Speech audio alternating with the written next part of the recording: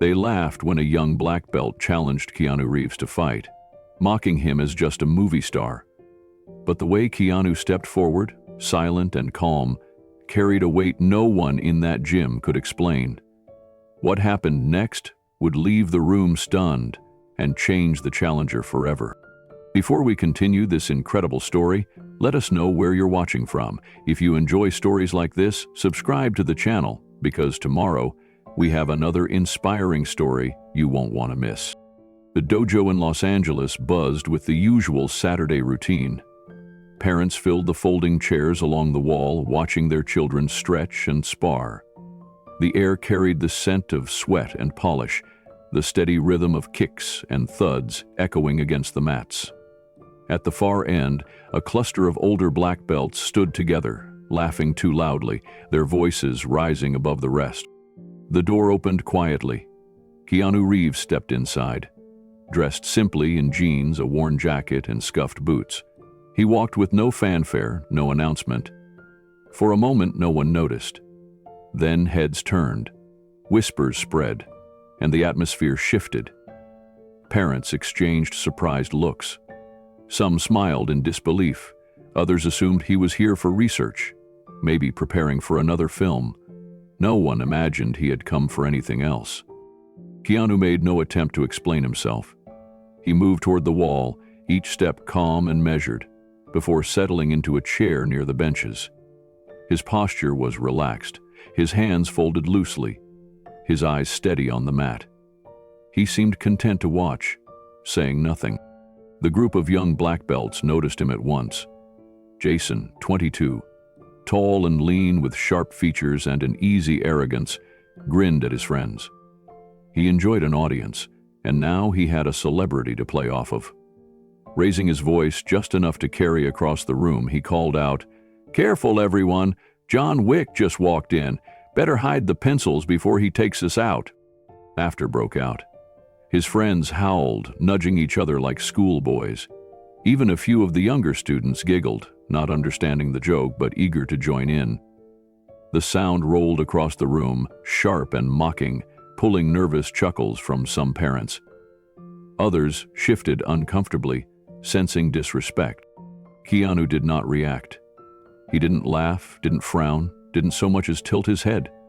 He gave only a small, polite nod in acknowledgement, his calm presence unshaken. That silence carried more weight than any reply. The laughter faltered for a moment before Jason forced it louder again, unwilling to let the moment die. Still, something about Keanu's presence unsettled the room. He didn't slouch or lean back like a casual visitor. He sat upright, balanced, his gaze never restless. He watched the drills intently, not like someone looking for entertainment, but like someone reading, absorbing, measuring. The ease in his stillness was not the ease of an outsider.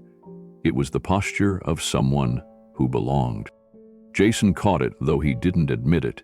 He smirked at his friends, masking unease with bravado. But even as the class went on, attention kept slipping back to the man in the worn jacket. He hadn't said a word, yet already, without trying, he had shifted the air inside the dojo. Jason wasn't finished. The smirk stayed on his face as he squared his shoulders, glancing around to make sure the room was listening. He thrived on attention, and the idea of putting a famous actor in his place was too tempting to resist. "So, Keanu," he called, his voice dripping with mock respect. "You here to sign up for class, or just scouting for your next action movie?" His friends laughed again, clapping each other on the back. The sound was louder than before, forced, like they were trying to convince themselves it was still funny. Parents glanced at one another uneasily. Some shook their heads. A few smiled nervously, unwilling to get involved. The instructor, Master Kim, pretended not to notice, though his eyes flicked briefly toward the group before returning to the younger children on the mat. He knew better than to interrupt a lesson with a lecture about manners. Keanu remained seated, silent, his gaze steady. He made no move to defend himself, no attempt to show irritation. He sat with the same calm stillness, hands folded loosely, posture balanced. For the second time, the laughter seemed to falter under the weight of his silence. Jason pressed harder. "Careful, guys," he said, pacing near the mats as if he were warming up for a show. "Don't make him mad or he'll choreograph a fight scene and pretend to beat us all." His friends roared with laughter. Jason's grin widened, but his eyes flicked toward Keanu, searching for a reaction that never came. It was the stillness that unsettled them. Most people, when mocked, gave something away. An eye roll, a tight smile, a defensive comment. Keanu gave nothing. He sat like a stone at the edge of the room, unmoving, unshaken. That calmness didn't look like weakness anymore. It looked deliberate. A boy of about 14, seated with his mother near the benches, whispered, "Why isn't he saying anything?" His mother hushed him quickly, but her own eyes lingered on Keanu with curiosity. Jason heard the whisper and seized it. "Maybe he's scared," he said, laughing. "Maybe all that fighting on screen doesn't work in real life." His friends laughed again, but this time the sound was thinner, weaker. The arrogance was still there, but the crowd wasn't laughing with them anymore. Parents avoided eye contact. Some of the younger kids turned their attention away from Jason and back toward Keanu, studying him quietly as though waiting to see what he would do. Keanu finally shifted slightly in his chair, one boot tapping once against the wooden floor.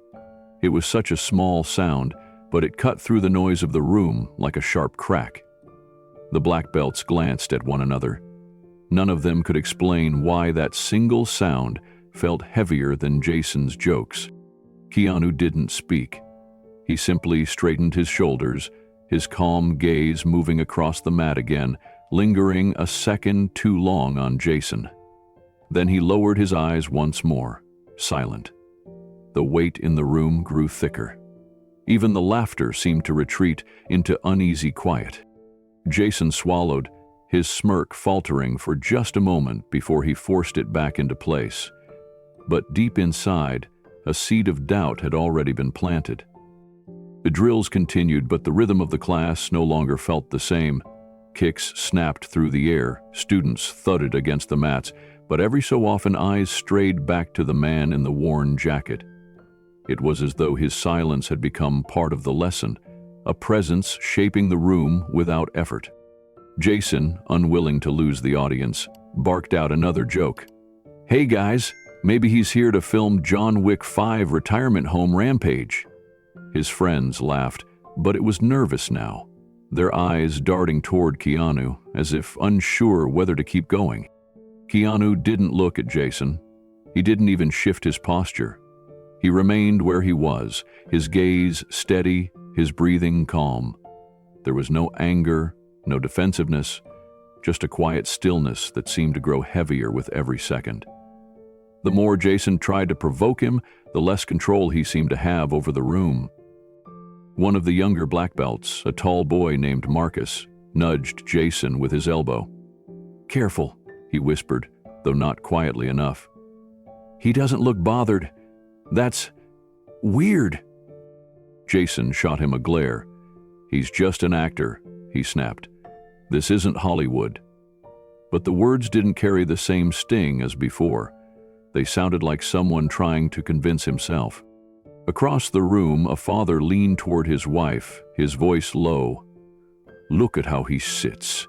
That's not casual. That's discipline." She nodded faintly, her eyes locked on Keanu, sensing something she couldn't quite name. Even Master Kim, though still focused on the younger students, stole another glance. His trained eye caught the posture, the balance, the quiet readiness that radiated from Keanu's still frame. He didn't interfere, but he recognized something the others could not. Jason wasn't ready to give up. His pride wouldn't allow it. He stepped closer to the mat, lifting his voice again so everyone could hear. "Come on, Mr. Reeves. Why don't you show us a move? Just one. Don't worry, we'll go easy on you." The last words carried a sting. A few parents shifted in their seats. One mother shook her head. "That's not right," she murmured. But no one stopped Jason. All eyes drifted back to Keanu. For a long moment, he didn't move.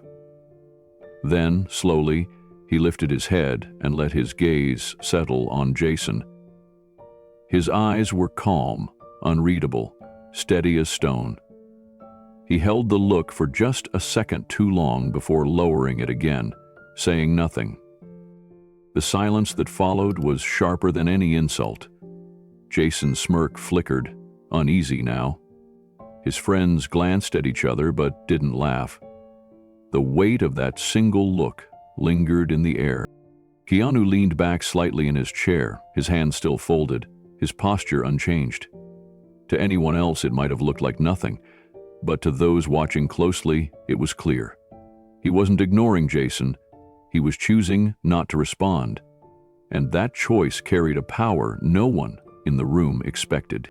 The dojo carried on, but the energy had shifted. The laughter was gone, replaced by whispers and quiet glances. The presence of one silent man had changed everything. Jason wasn't ready to let the moment slip away. The smirk on his face grew wider as he strutted toward the center of the mat, making sure all eyes were on him. He had tasted the edge of unease when Keanu had looked at him in silence, but arrogance smothered the doubt. He couldn't back down now, not with his friends watching. "Why don't you show us a move, Mr. Hollywood?"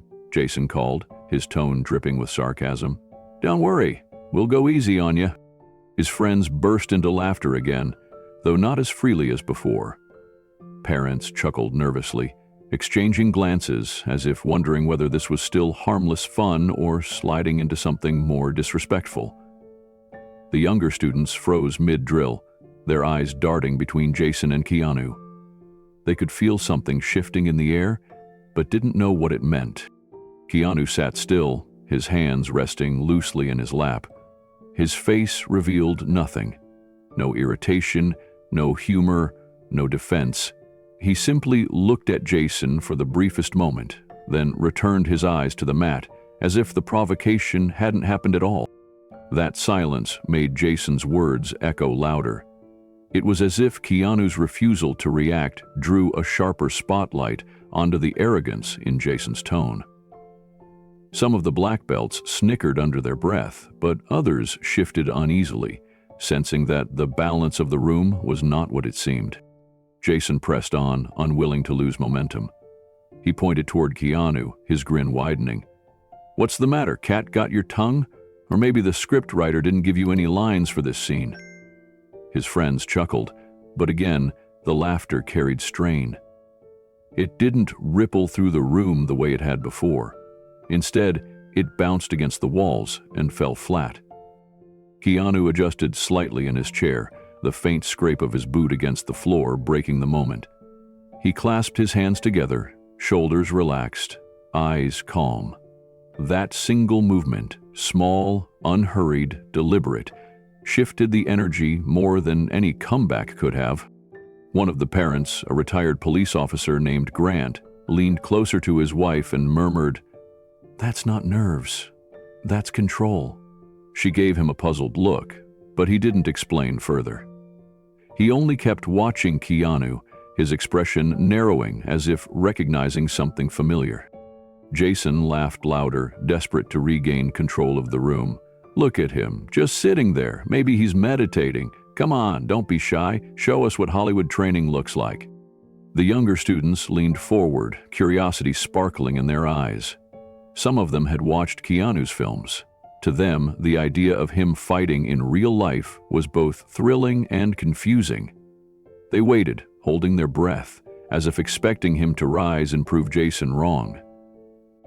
But Keanu didn't move. He sat exactly where he was, breathing steadily, his silence more powerful than any demonstration could have been. His stillness seemed to expose Jason's noise for what it really was, insecurity disguised as arrogance. The tension built thicker with every passing second, the laughter growing thinner, the room beginning to tilt. Jason, however, refused to stop. Jason paced across the mat like a performer on stage. Every step was exaggerated, every gesture meant to pull the crowd back into his control. He clapped his hands loudly, forcing attention. "Come on, everyone, let's give him a warm welcome. Maybe if we cheer, he'll actually get up." A few of the black belts laughed, clapping along half-heartedly. The sound was thin, scattered, more uncomfortable than celebratory. Parents shifted in their chairs, whispering to one another.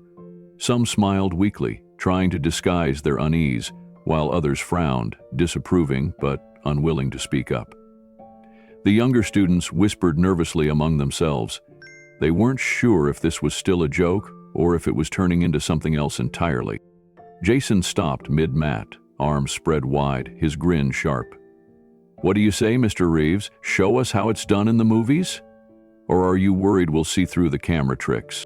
This time, the laughter didn't come right away. It trickled in from his closest friends, forced and hollow. The silence that followed was heavier than before. All eyes turned toward Keanu, waiting for his reaction.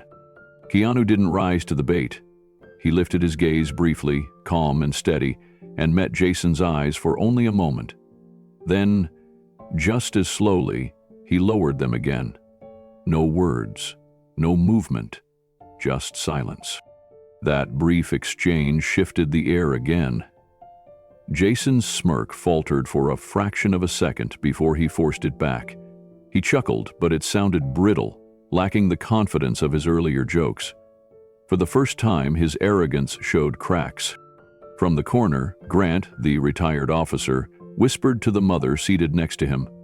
"See that? He's not ignoring him. He's measuring him." She blinked at him, unsure what he meant, but her eyes drifted back to Keanu with renewed focus.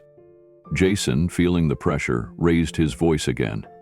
"What's the matter? Don't tell me you're afraid. I thought you were supposed to be the big action hero. Where's all that John Wick energy now?" The words rang sharper than intended, echoing through the quiet dojo. Parents shifted uncomfortably. One of the younger belts, Marcus, frowned at Jason's tone. The nervous energy rippled outward, and for the first time, some of Jason's own friends looked less amused and more uneasy. Keanu moved only slightly, adjusting his shoulders as though he were settling deeper into his chair. His hands remained folded, his breathing calm, his posture unchanged. That simple act of composure made the mockery feel even louder, more desperate. Jason forced a laugh, looking around for support. "See? He's got nothing, just sitting there like a statue." But the silence that followed betrayed him. The parents weren't laughing anymore. The younger students weren't smiling. They were watching Keanu instead, drawn to the quiet strength radiating from him.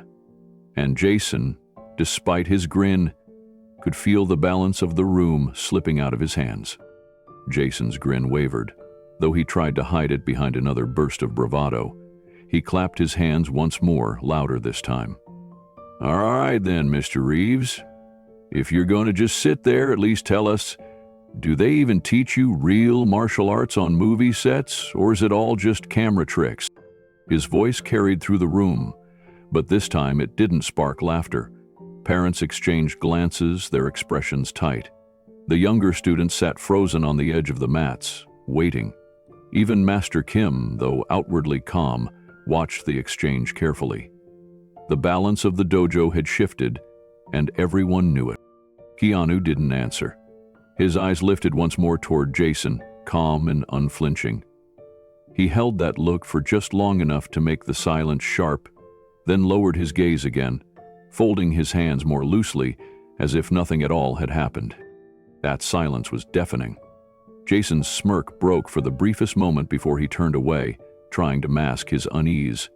He muttered to his friends, but their chuckles sounded hollow. The weight in the room had grown too heavy for them to ignore. From the benches, Grant leaned forward, his voice low but certain. "That man isn't scared. He doesn't need to prove anything." A few parents heard him, and their eyes lingered on Keanu with newfound respect. Jason, desperate not to lose face, spun back toward him. "You're really not going to say a word, are you?" His voice cracked slightly. "Fine, stay quiet. We'll see how long that lasts." But the damage was already done. The louder Jason tried to mock, the more obvious it became that he was the only one performing. Keanu's silence carried more power than Jason's words ever could. The crowd's attention had shifted, and though they didn't fully understand why, they sensed it. There was something different about this man, something deeper than a movie role or a famous name. By the time drills resumed, the atmosphere in the dojo had changed completely. Every laugh sounded forced, every whisper carried unease, and at the center of it all sat Keanu Reeves. Unmoved, unbothered, his silence reshaping the room one breath at a time. The drill shifted into sparring practice. Students paired off, bowing quickly before stepping onto the mat. The air filled with the sound of feet sliding, uniforms snapping, and bodies hitting the floor. Master Kim moved between pairs, correcting stances, adjusting grips, offering words of encouragement. Parents leaned forward in their seats, enjoying the energy of the class, though many still stole glances at Keanu, seated quietly against the wall. Jason, still smarting from the weight of silence, stepped onto the mat with renewed determination. He paired himself with Marcus, eager to display his superiority. Jason was quick, sharp, and loved to show off. He thrived on spectacle, on moves that looked impressive, even if they weren't always efficient. His friends gathered close, ready to cheer him on. The match began, and Jason wasted no time in taking control. He lunged forward, gripping Marcus's sleeve and collar, twisting sharply to bring him down. The movement was fast, almost theatrical. He pinned Marcus against the mat, his knee pressed heavily across his chest, his arm clamping down with exaggerated force. Jason grinned, glancing toward his friends as if expecting applause. It looked clean, powerful, dominant. But it wasn't. From his seat by the wall, Keanu observed quietly. His eyes traced the angle of Jason's stance, the way his weight leaned too far, the subtle gap left by an arm stretched too wide. He didn't blink, didn't shift, only measured the imbalance with the practiced calm of someone who had spent years studying movement. Then, in a voice so steady and quiet it almost blended with the hum of the lights above, Keanu spoke. "Your balance is off, left elbow open." The words were not loud, not sharp, but clear enough to cut through the background noise. Jason froze for a split second, caught off guard. The parents glanced at one another. Some of the younger students lifted their heads, surprise flickering across their faces. It was the first thing Keanu had said since he walked into the dojo. Jason forced a laugh, shaking it off. "See, now he's directing the fight. Next thing you know, he'll call, 'Cut!'" His friends chuckled, but the sound was hollow, stretched, too thin. Jason tightened his pin, determined to prove himself unshaken. But Marcus, hearing Keanu's words, made a choice. He twisted, pushing against the opening Keanu had pointed out. Jason's left arm flared just slightly, his weight shifted, and in an instant the control flipped. Marcus jerked free, rolled, and planted Jason flat against the mat, with a clean reversal. The sound of Jason's body hitting the floor echoed through the room like a crack of thunder. For a moment, silence. Then the room erupted. Laughter burst from the younger students. Parents gasped, then chuckled. Even some of Jason's friends clapped their hands to their mouths, unable to hide their surprise. But none of them were laughing at Marcus. They were laughing at Jason, sprawled, red-faced on the mat, his arrogance crushed beneath the weight of a single, quiet correction. Jason scrambled back to his feet, his face burning. He forced a smirk, brushing off his uniform as though the fall meant nothing. "Lucky shot," he muttered, his voice sharp. But the redness spreading across his cheeks betrayed him. Marcus stood across the mat, stunned at what had just happened. He hadn't expected his reversal to work so cleanly. He glanced toward Keanu, the faintest trace of a smile tugging at his lips. The room still buzzed from the reversal. Parents leaned toward each other, whispering quickly. "Did you hear that? He said the elbow was open." How did he even see that from across the room? Some of the younger students imitated the motion, tugging at each other's arms, testing the flaw Keanu had pointed out. Their eyes flicked back to him with growing curiosity. Jason tried to wave it off, laughing louder than necessary. "Don't get too excited, Marcus. Even a broken clock is right twice a day." His friends laughed, but it sounded strained. No one missed the way Marcus had taken advantage of the opening, exactly as Keanu described. The fact that it happened seconds after those quiet words hung heavier than Jason's jokes could erase. Keanu didn't move. He didn't smile, didn't gloat, didn't even look at Jason. He kept his eyes on the mats, hands resting calmly on his lap, his posture unchanged.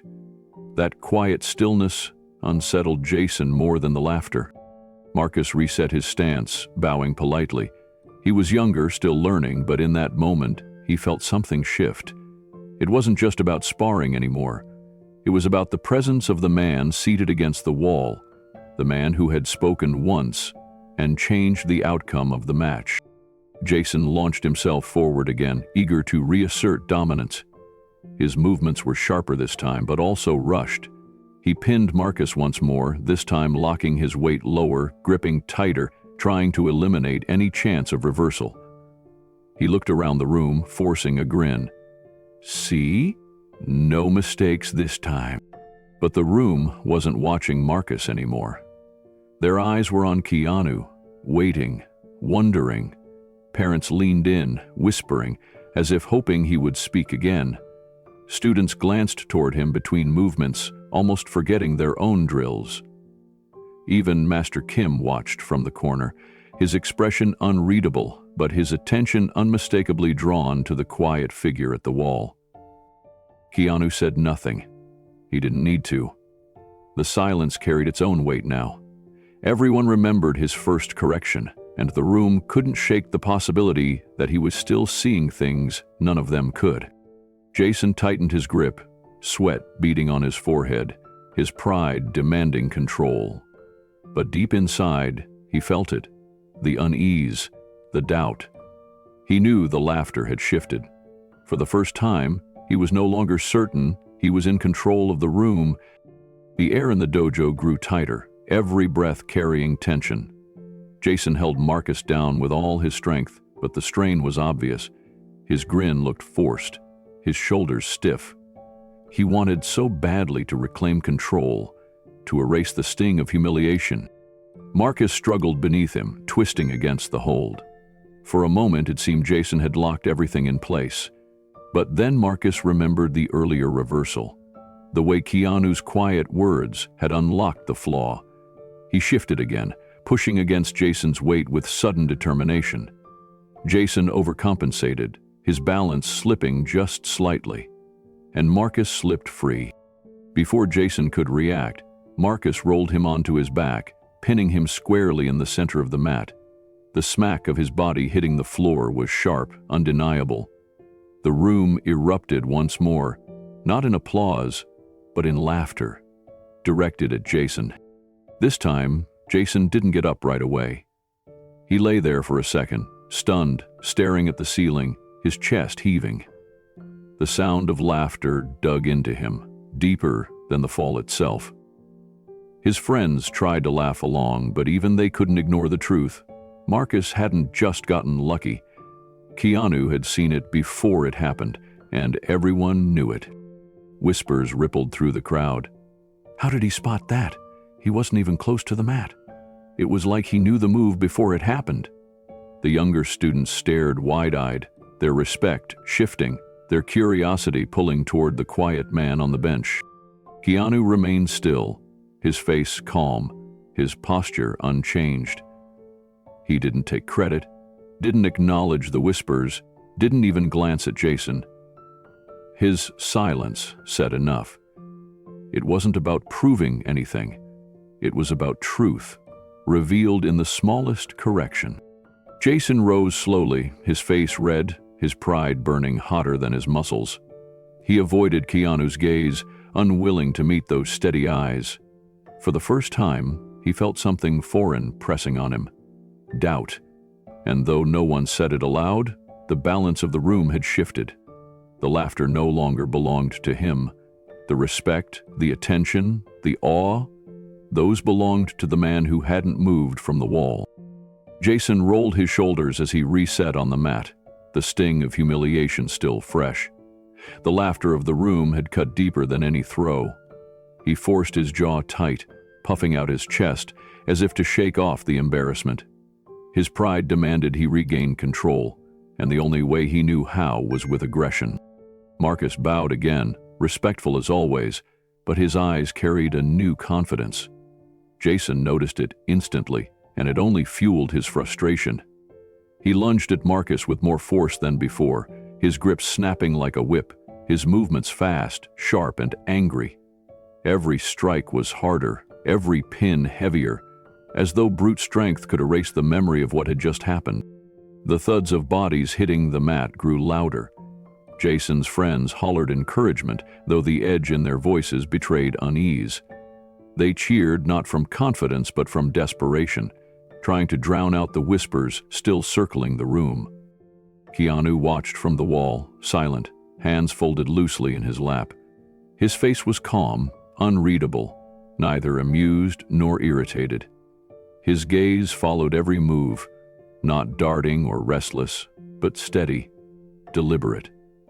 He wasn't just watching, he was reading. Every slip in Jason's balance, every wasted ounce of energy, every reckless strike, they were all visible in the calm clarity of his eyes. A father sitting among the parents leaned forward, his elbows resting on his knees. His name was Harold, a retired veteran with years of discipline carved into his bones. He squinted at Keanu, studying the way he sat. The posture wasn't casual. It wasn't the slouch of a man simply waiting. His shoulders were aligned, his feet planted in a way that spoke of balance, his gaze sharp but controlled. Harold muttered under his breath to the mother seated beside him, "That's not casual, that's trained." She glanced at him, startled. "What do you mean?" "I've seen it before," he said quietly. "Men who sit like that, it's not relaxed, not really. It's readiness, like he could move at any second if he needed to." The mother looked back at Keanu, frowning slightly. Now that it was pointed out, she saw it too. The quietness wasn't emptiness, it was discipline. On the mat, Jason slammed Marcus down again, grinning broadly as if each strike erased the sting of his earlier fall. But sweat dripped from his brow faster than it should have, and his movements carried an edge of sloppiness. His voice grew louder, his laughter sharper, the forced sound echoing unnaturally across the dojo. "See that?" he shouted, pointing to Marcus pinned beneath him. "That's how it's done. No Hollywood shortcuts, no lucky reversals, just real skill." The words rang hollow. Parents avoided eye contact, their expressions tight. Students whispered quietly, their glances slipping back toward Keanu, who hadn't moved. Jason's victory cries were met with silence heavier than applause, and Jason felt it even as he grinned. The balance of the room no longer belonged to him. Jason released Marcus and stepped back, breathing heavier than he wanted to admit. He forced a grin, shaking out his arms as if to show how relaxed he was, though his shoulders were tight with frustration. His friends clapped and cheered, louder this time, but the sound didn't ripple through the room the way he hoped. It rang like noise for its own sake, not genuine celebration. Marcus got to his feet, bowing once more. He showed no resentment, only composure. His calmness in defeat contrasted sharply with Jason's need for attention, and the difference did not go unnoticed. A few of the parents exchanged glances, their whispers soft but unmistakable. "Look at the boy," one father murmured. "He's calmer than Jason, even when he loses." "And Reeves hasn't moved once," another replied. "He's just watching." Jason caught the whispers, though he couldn't make out every word. The sense of being judged gnawed at him. He turned sharply toward Keanu, pointing a finger. "Still just sitting there, huh? Not impressed?" "Huh." Keanu lifted his head, eyes steady, but he didn't answer. He gave only the faintest nod before returning his gaze to the mat. That small gesture sent a ripple through the room. It wasn't defiance, it wasn't mockery, it was something else entirely. Confidence without words. Jason laughed loudly, trying to mask the sting. "See, not even brave enough to talk. Figures." But his voice cracked ever so slightly, and that weakness was not lost on the crowd. Harold, the retired veteran, leaned back in his chair, his voice low but firm. "He's not ignoring you, son. He's reading you. Every step, every move, he already knows what you're going to do." The words carried, reaching the ears of nearby parents and even some of the students. Heads turned toward Keanu with fresh curiosity. Jason heard it too, and his grin faltered again. He turned back to Marcus with renewed force, barking, "Come on, let's go again." His movements grew sharper, more reckless. He struck with speed, but each attack carried too much weight, too much eagerness to prove himself. Marcus tried to hold his ground, but Jason's frustration was spilling over. Keanu's gaze followed every motion, calm and unflinching. He didn't shift in his chair, didn't tense, but his presence seemed to grow heavier with each exchange. Parents could feel it. The younger students whispered to each other, their eyes bouncing between the sparring match and the silent figure at the wall. Jason pinned Marcus again, slamming him down with a grunt, his breathing ragged now. He looked up, expecting approval, expecting the room to side with him again. But the silence that followed wasn't admiration, it was discomfort, and it pressed on him harder than any opponent ever could. The faint crackle of wood in the old fireplace filled the silence. Patricia leaned forward, her hands folded tightly in her lap, her eyes never leaving the photograph. She looked at it as though it might suddenly reveal more than just a frozen moment in time. "I never told you this," she began, her voice trembling. "But when your father left, I didn't want you children to grow up without roots. So I reached out to your grandmother, his mother. She sent me that picture, said it was the only one she had where he looked truly happy. She wanted you to have something to remember him by." Keanu's brow furrowed. "I don't remember you ever showing me this before." Patricia's lips pressed into a thin line. "Because I didn't want it to define him for you. He was complicated, Keanu. Charming one day, destructive the next. I didn't want you to inherit his shadow." For a long moment, Keanu said nothing. His chest rose and fell slowly, as though he were holding back 1,000 words. His father's absence had been a wound he carried since boyhood, and yet, here was an image, a piece of him he had never seen before, glowing with life. Finally, Keanu spoke. "All these years, I thought I knew the story. But maybe I only knew the ending." Patricia reached for his hand, her touch frail but steady. "We all carry pieces of him, even me, but it doesn't have to be a burden. Maybe it can be a reminder that people are more than their mistakes." The firelight flickered across their faces, softening the harsh lines carved by regret and memory. For the first time in years, Keanu felt the weight of his father's ghost shift ever so slightly, no longer pressing him down, but resting beside him, waiting to be understood. As the night deepened, Patricia leaned back, her eyelids heavy. "Promise me," she whispered, "that you won't let the past harden you. Promise me you'll keep choosing kindness." Keanu's throat tightened, his voice low but resolute. "I promise."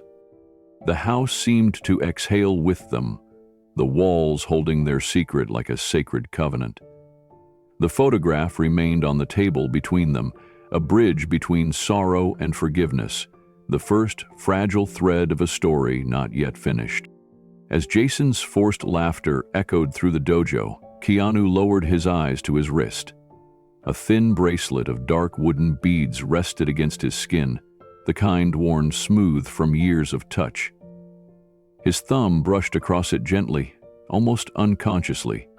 To most, it was just an accessory, a small detail against the plain jacket he wore. But to Keanu, it was a weight of memory. Each bead carried a quiet story, a gift given years ago by a close friend and martial arts mentor who had since passed. The man had been more than a teacher. He had been a compass, grounding Keanu in moments of doubt. That bracelet was not jewelry. It was a reminder of humility, of respect, of discipline that stretched beyond technique. Touching it now drew Keanu's mind back into the years of training that had shaped him, years hidden behind the polished surface of Hollywood. The dojo before him blurred as memory flooded in. He saw the first time he stepped onto the mats for John Wick training, uncertain and quiet, surrounded by professional stuntmen who already moved like predators. He had been expected to learn quickly, to adopt martial arts as choreography, nothing more than motion for the camera. But when his hand touched the gi for the first time, he had felt the difference. It was not acting. It was discipline. He remembered the long hours of judo, the careful repetition of throws until every shift of weight became instinct. He remembered being pinned to the ground again and again by men faster, stronger, and far more experienced, until the stubbornness inside him gave way to patience. He remembered the bruises, the sore muscles, the countless mistakes. And yet through each failure he found something that mattered more than perfecting a scene. He found humility. The stuntmen had joked at first. They thought a Hollywood actor would memorize movements and leave, letting stunt doubles handle the rest. But Keanu returned each day, before dawn and long after dark, his shirt drenched, his breathing ragged. He never asked for shortcuts. He demanded the full lesson. In Brazilian Jiu-Jitsu, he learned to respect the ground, to see control not in strength, but in patience, in the slow suffocation of an opponent's options until surrender became inevitable. In Aikido, he studied redirection, the philosophy of yielding so completely that force turned back upon itself. Hours blurred into weeks, weeks into years. Keanu trained not for the camera, but for the discipline itself. The stuntmen noticed. One of them, scarred from years of real combat sports, had said quietly one night, "He doesn't treat this as choreography, he treats this like life." Those words stayed with Keanu. Because it was true, martial arts was not performance to him, it was respect, philosophy, a way to move in the world without arrogance. As his thumb traced the beads on his wrist now, those years pressed against him like an invisible shield. He hadn't come to the dojo to impress, nor to prove himself. He had come carrying the weight of those lessons, silent, steady, unshaken. And that was something Jason, for all his noise, could not yet understand. Keanu's eyes traveled across the wreckage, and his thoughts returned again and again to the same truth. Possessions could be replaced, but lives could not. Yet still, the loss was suffocating. This had been his retreat, the quiet corner of the world where he had felt safe to mourn, to write, to breathe. Now, it was a graveyard of memories, smothered in soot. A gust of wind stirred the ash, lifting it into the air like gray snow. He watched it dance and settle, and it reminded him of holding his sister Kim's hand during her treatments. She had once whispered that every person leaves behind dust of love, invisible but eternal. For the first time, Keanu saw that truth made visible, the remnants of his home floating as silent proof of years lived within these walls. The firefighters approached carefully, one of them carrying a scorched frame that had survived the inferno. The glass was cracked, the photo inside charred around the edges, but the image was still visible. Keanu and his mother smiling on the day he had taken her back to the house she was born in. His chest tightened. Out of all things the fire had taken, it had spared this. He accepted the frame, his hands trembling, and pressed it against his chest. The sun began to dip lower, streaking the sky with bruised purples and reds, and the silence became heavier. His assistant gently reminded him that they should leave, that there would be investigations and reports, but Keanu couldn't move. He lowered himself onto the blackened steps and sat there, staring at the skeleton of his home. For a man who had lived through loss so often, he thought he would be used to it, but grief never repeated itself the same way. It was always new, always raw. Neighbors and strangers lingered at a respectful distance, whispering. Some filmed, others simply watched. Keanu barely noticed. His world had contracted into this one space, where the smell of burning still clung to his clothes, and the memory of what had been alive hovered just beyond reach.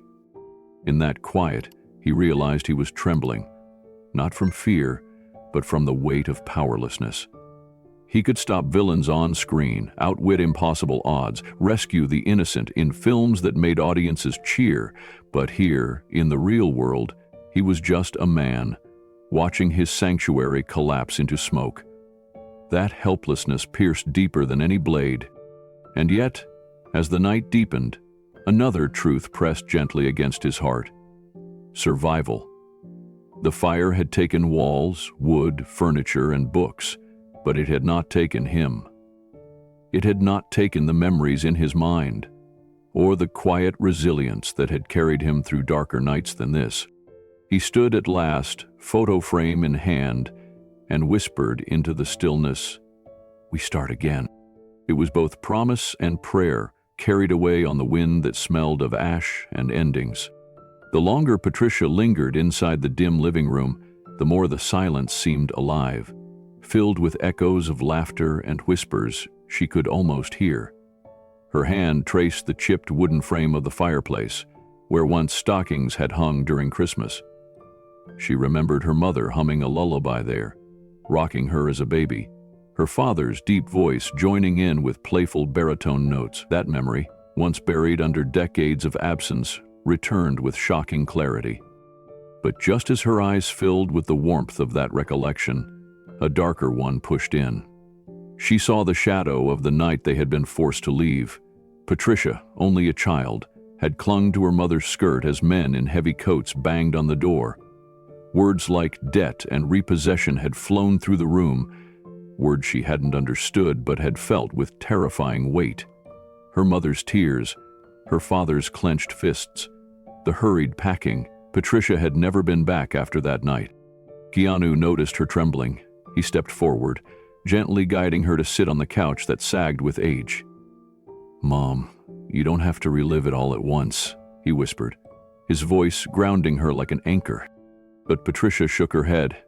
"No, Keanu, this house, it holds the truth of who we were.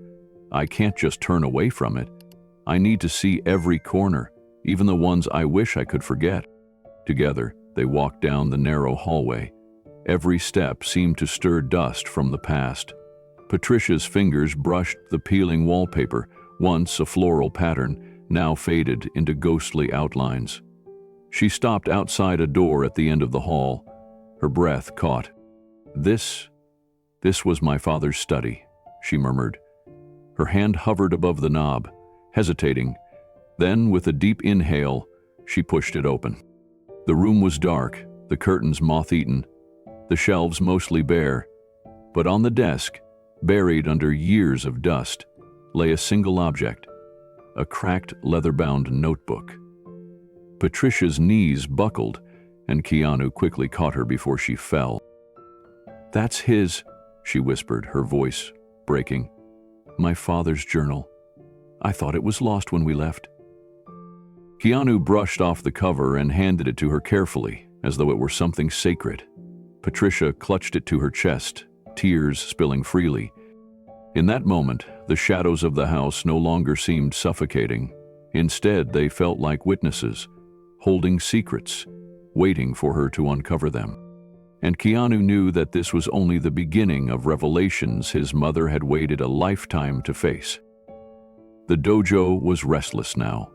Jason's voice had grown louder with every round, his strikes more reckless, his breathing uneven. The earlier humiliation still burned in his chest, and though he tried to laugh it away, the sting of the reversal lingered. The parents were no longer laughing with him. The younger students had stopped seeing him as the hero on the mat. And through it all, Keanu remained still, unmoved, as though none of Jason's noise carried weight. Jason could feel the shift, and it terrified him. For years, he had been the center of attention in this small dojo, the loudest voice, the boldest fighter, the black belt who commanded eyes. But tonight, that spotlight had slipped away, stolen by a man who hadn't even left his chair. The imbalance gnawed at him until pride overwhelmed reason. He turned sharply, pointing at Keanu. "You," he barked, his voice echoing against the mats. "If you think you know so much, why don't you fight me?" Gasps rippled through the room. Parents whispered in disbelief, their voices tense and uneasy. "That's not right," one muttered. "He's challenging a guest." Another shook their head. "This isn't sparring anymore, it's pride." Marcus froze, his face pale. The younger belts whispered to each other, wide-eyed, unable to believe what they were hearing. Even Master Kim looked up sharply, his lips pressed into a thin, disapproving line. But he didn't step in. Not yet. He wanted to see what would happen. For the first time that night, all eyes fell on Keanu. The room held its breath, waiting. Keanu didn't respond immediately. He let the silence stretch, his thumb brushing once more across the small bead bracelet on his wrist. Then he lifted his gaze, steady and calm, and rose slowly from his chair. His boots tapped softly against the wooden floor as he stepped forward. His movements carried no rush, no aggression, only quiet deliberation. "Palm round," he said, his voice even, measured. "No more." The words carried across the dojo like a bell. Jason blinked, surprised at the calmness, then smirked. He mistook it for hesitation, for weakness disguised as humility. Keanu added, still without arrogance, "When it's done, you'll apologize." That simple sentence made the room buzz with whispers. Some parents exchanged looks, unsettled. A few of the younger students gasped softly.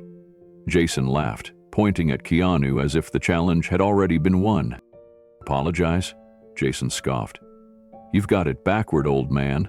When this is over, you'll be the one apologizing to me." The smirk on his face was sharp, confident, but beneath it, a flicker of unease betrayed itself in his eyes. Keanu's calmness wasn't weakness. It was something else, something Jason couldn't quite name. And that made it dangerous. The hotel lobby seemed to hold its breath. Waiters froze mid-stride, a couple clutched their coats tighter, and even the clinking of glassware stilled as the reality of what had just been uncovered rippled through the space. The billionaire's wife, pale as porcelain, stood as if she had been turned to stone, her eyes locked on Keanu's quiet but unwavering figure. "Possible," Ryder muttered under his breath, his hands trembling as the ledger on the table betrayed his empire's dark undercurrent. But Keanu did not raise his voice, nor did he need to. The silence carried his words further than a shout ever could. "I didn't come here for revenge," Keanu said, his tone low yet piercing. "I came because truth should never stay buried. People deserve to know what was stolen from them, who turned their faith into profit." Whispers spread like wildfire. Guests shifted uncomfortably, realizing they had witnessed more than just an awkward dinner. This was no longer about humiliation. It was a reckoning. Some eyes darted toward the exits, others toward the press table in the corner, where reporters already fumbled for their phones, sensing a story far bigger than any celebrity appearance. The billionaire tried to recover, his voice strained and defensive. You think a few papers will undo decades of progress? You're naive if you believe anyone cares about some dusty account books." His forced laugh cracked at the edges, echoing too loudly in the vast room. But it was his wife who finally broke the tension. She stepped forward, her heels clicking against the marble like gavel strikes. Her eyes burned with both fury and betrayal as she glared at her husband. "Is it true, Ryder? Did you build all of this on lies?" Ryder faltered. For the first time, his confidence deserted him. He opened his mouth, but no words came out. only a stammer that revealed more guilt than any admission could. Gasps filled the air. One of the older guests, a retired judge, stood up and said aloud what many were thinking: "If these records are real, there will be consequences. No one is above the law." His words carried the weight of authority, adding gravity to the storm that had been unleashed. Keanu turned toward the wife, his expression softening. "The hardest truths," he said gently, "are the ones we live beside for years without daring to see. But once revealed, they give us the chance to choose differently." The woman's hand shook, but she didn't look away. For a moment, the image of a glamorous hostess vanished, replaced by a woman who had been living inside gilded walls without realizing they were built on sand. Her silence was louder than any denial her husband could have offered. Outside, a gust of wind rattled the glass doors, as if the world itself acknowledged that change had just entered. And in that moment, everyone knew the night would be remembered not for the dinner, but for the crumbling of a kingdom disguised as success. The following morning, the air around the smoldering ruins still carried the acrid sting of ash. Keanu stood at the edge of what used to be his living room, a quiet silhouette against the morning light. Around him, the remains of furniture, books, and keepsakes lay blackened and broken. A few neighbors stopped by with thermoses of coffee, offering words of comfort that felt both kind and inadequate. He thanked each of them softly, his voice steady but distant, his thoughts elsewhere. In the corner, barely recognizable, lay the twisted metal of what had once been a guitar stand. Nearby, a half-charred photograph curled inward, edges burnt away. It was of his mother, Patricia, holding him as a child. He crouched down, carefully lifting the fragile picture from the soot. The colors were muted, faded by smoke, but the image was still there. Somehow it had survived. Keanu's eyes softened, and for a moment, the destruction around him blurred into the back. Reporters began to gather by the street, their lenses hungry for a glimpse of grief, their microphones eager for a quote. A security guard ushered them back, but the murmur of questions drifted toward him anyway. "How do you feel? What will you do now? Was anything saved?" He ignored them. For Keanu, this wasn't about loss in the public eye. It was about memory, family, and the strange way tragedy revealed what truly mattered. He walked slowly to where the firefighters had placed a small bundle of items they had managed to salvage, things pulled from the flames almost by chance. There, atop the pile, was a small wooden box, scorched but intact. His breath caught as he opened it.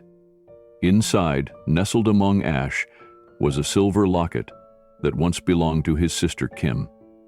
He ran his thumb across its surface, remembering how she had smiled when he gave it back to her after one of her hospital stays. It was more than jewelry. It was a symbol of resilience, of surviving the unbearable. Holding it now, Keanu felt the faint pulse of something steady beneath the chaos. Yes, the fire had taken his home. Yes, it had stripped away possessions and comforts. But it hadn't touched the threads of love woven into every memory, every act of kindness, every bond that anchored his life. As he stood with the locket in one hand and the fragile photograph in the other, he realized something profound. What the fire left behind was not emptiness, it was clarity.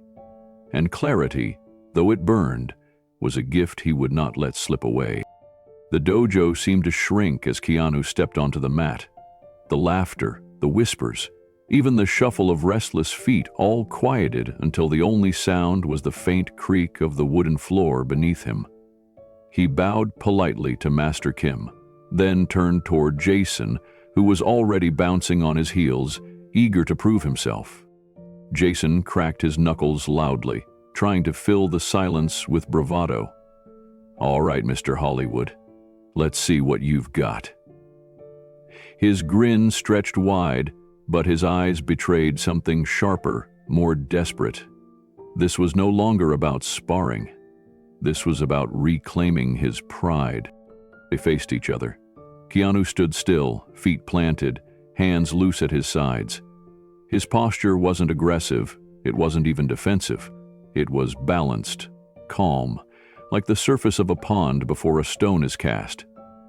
Jason frowned at the stillness, mistaking it for hesitation. Without warning, Jason lunged. His hand shot out, aiming for Keanu's wrist in a classic grab meant to yank him off balance.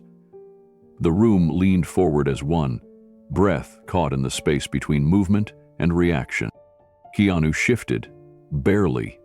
A pivot of the hips, a subtle turn of the shoulders, and suddenly Jason's hand found nothing but air. Keanu hadn't blocked, hadn't struck. He had simply stepped aside, letting Jason's momentum carry him past. Jason stumbled forward, nearly tripping over his own feet before catching himself. Gasps erupted around the dojo. Parents leaned closer, eyes wide. The younger students whispered in disbelief.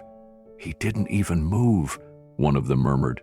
"It was like he wasn't even there." Keanu didn't advance. He didn't raise his hands. He simply returned to stillness, watching Jason with calm eyes, as though the exchange had never happened. Jason spun back around, forcing a laugh. Okay, nice trick, you got lucky." But the edge in his voice betrayed him. He had expected resistance, maybe even a strike. What he hadn't expected was to be redirected like a wave sliding off a rock. The parents exchanged murmurs now, their unease deepening. This wasn't movie choreography. This was something else. Something that looked effortless but carried a weight they couldn't quite define. Jason tried to shake it off. He rolled his shoulders, flexed his hands, and stepped forward again, louder this time. "Come on, stop playing games." His grin was still there, but his confidence was cracking. He had felt it. The way Keanu had slipped past him without force, without even breaking rhythm. It wasn't luck. It was control. And everyone in the room could see it. The leather-bound journal trembled slightly in Keanu's hands as he set it down on the table between them. The silence stretched, heavy with the weight of decades left unspoken.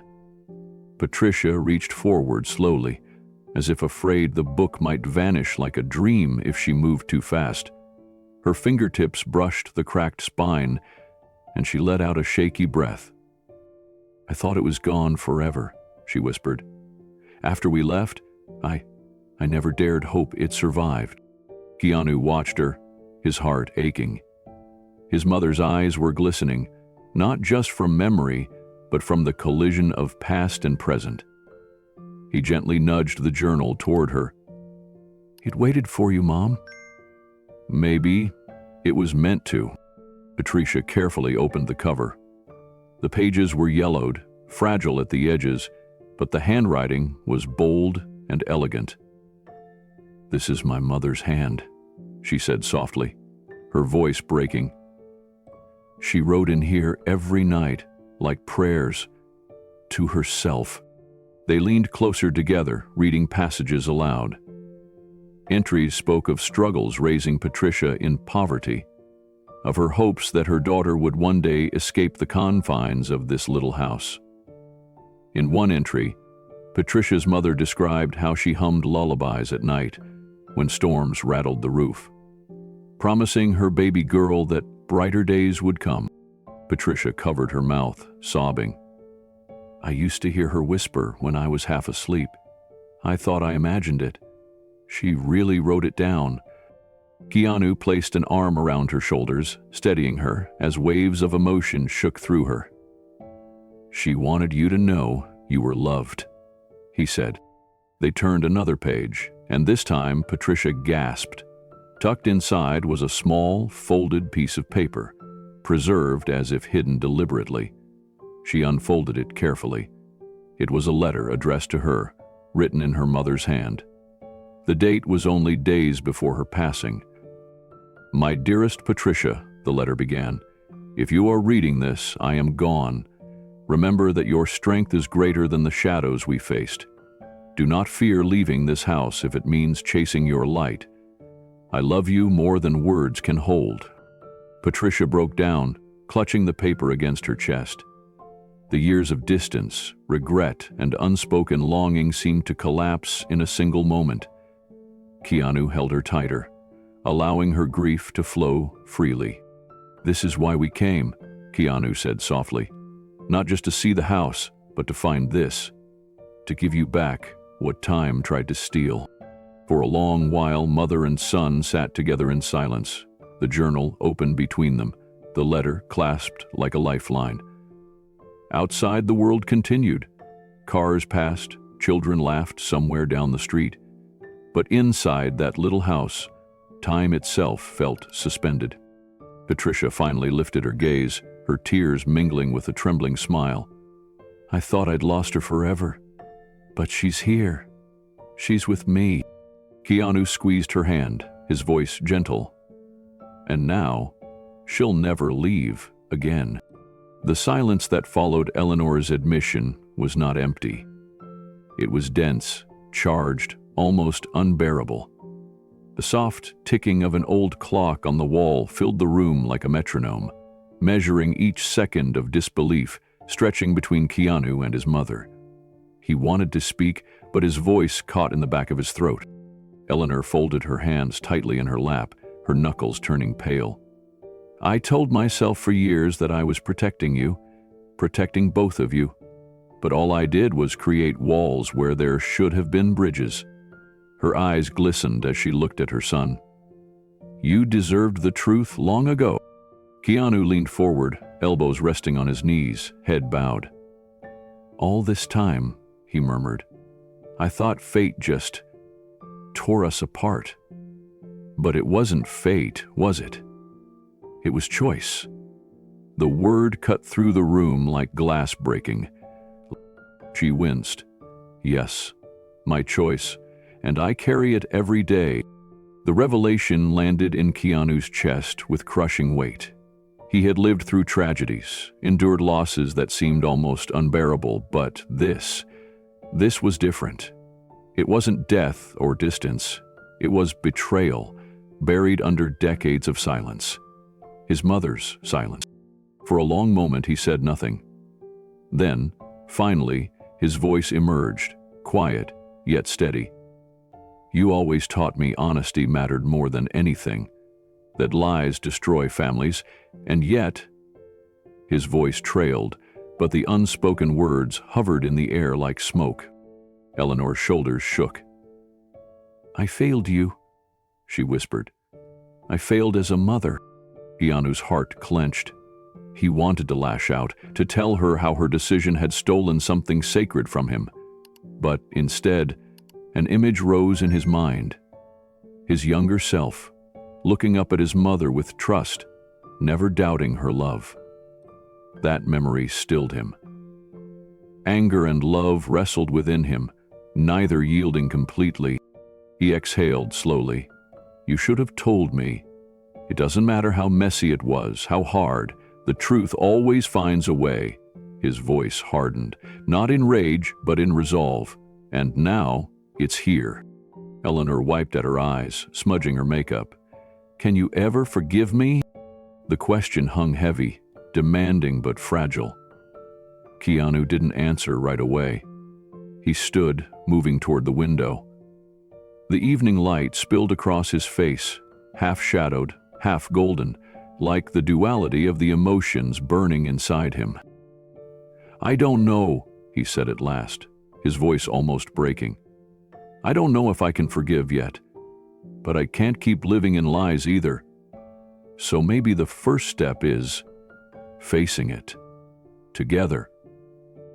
Eleanor rose, trembling, and placed a hand over her son's. The gesture was tentative, uncertain. "That's all I ask, to face it with you." Keanu closed his eyes. Pain lingered, but so did possibility. The truth had shattered the old foundation, yet in its ruins lay the chance to build something stronger. And as the sun dipped lower, Keanu knew one thing. The path forward would not be easy, but it would be real. Jason's eyes narrowed as he reset his stance.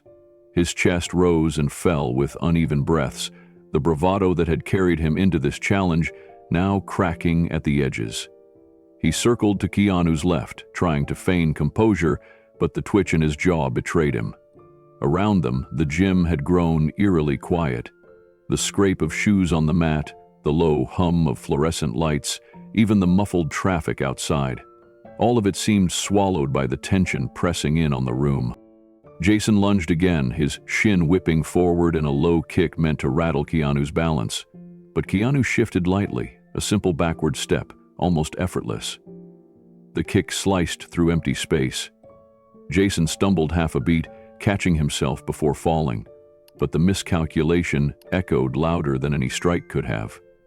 A murmur rippled through the crowd, then hushed just as quickly, as if no one wanted to break the fragile silence that had descended. Keanu's face remained calm, his breathing steady, his palms still open. His stance carried no hint of aggression, no clenched fists, no need to prove dominance. He simply stood there, waiting, watching, ready. The contrast was stark. Jason's body glistened with sweat, veins rising along his arms, frustration seeping into every movement, while Keanu seemed untouched by exertion, as though the entire encounter was little more than a passing breeze. Jason's arrogance faltered into something harsher. He barked a breath through his teeth, jaw tightening as he pressed forward again. His strikes came sharper, faster, driven by desperation rather than control. He feinted a jab, swung wide with a hook, then tried to crash his weight into Keanu's torso. Yet every motion unraveled the same way. Keanu shifted aside with a step so small it seemed invisible until Jason had already missed. A subtle redirect of the wrist here, a pivot of the shoulder there, and Jason's strength dissolved into nothing. The watchers leaned in, spellbound. Some had expected a spectacle of power, the clash of two men trading blows until one collapsed. Instead, they were witnessing something different, something quieter but infinitely more unsettling. It wasn't violence that filled the room, but stillness, the kind of stillness that speaks louder than noise. Jason staggered back after another failed rush, his breath loud now, each inhale scraping the air. He wiped sweat from his brow with the back of his hand, trying to mask the growing tremor in his fingers. His eyes darted, searching for some weakness in Keanu's stance, some flaw to exploit. But Keanu offered nothing. His body moved like water, giving way without resistance, then returning to calm. It dawned on Jason that he wasn't fighting a man who needed to win. He was fighting someone who had nothing to prove at all. And that realization pressed heavier than any fist could land. The silence deepened. Even the few whispers that had dared to slip out moments before faded now, as if the entire gym recognized the shift. This was no longer about punches or kicks. It was about something deeper, something unspoken. Jason drew in a ragged breath, his chest heaving. He bounced on the balls of his feet, trying to summon one last surge of energy. His pride demanded it. His reputation demanded it. Yet his confidence was gone, chipped away by every graceful evasion. He snarled and rushed forward again, fists swinging, legs driving. But Keanu's body flowed around the assault. His arms guided Jason's momentum away, never striking, only deflecting, until Jason stumbled forward into the open space again.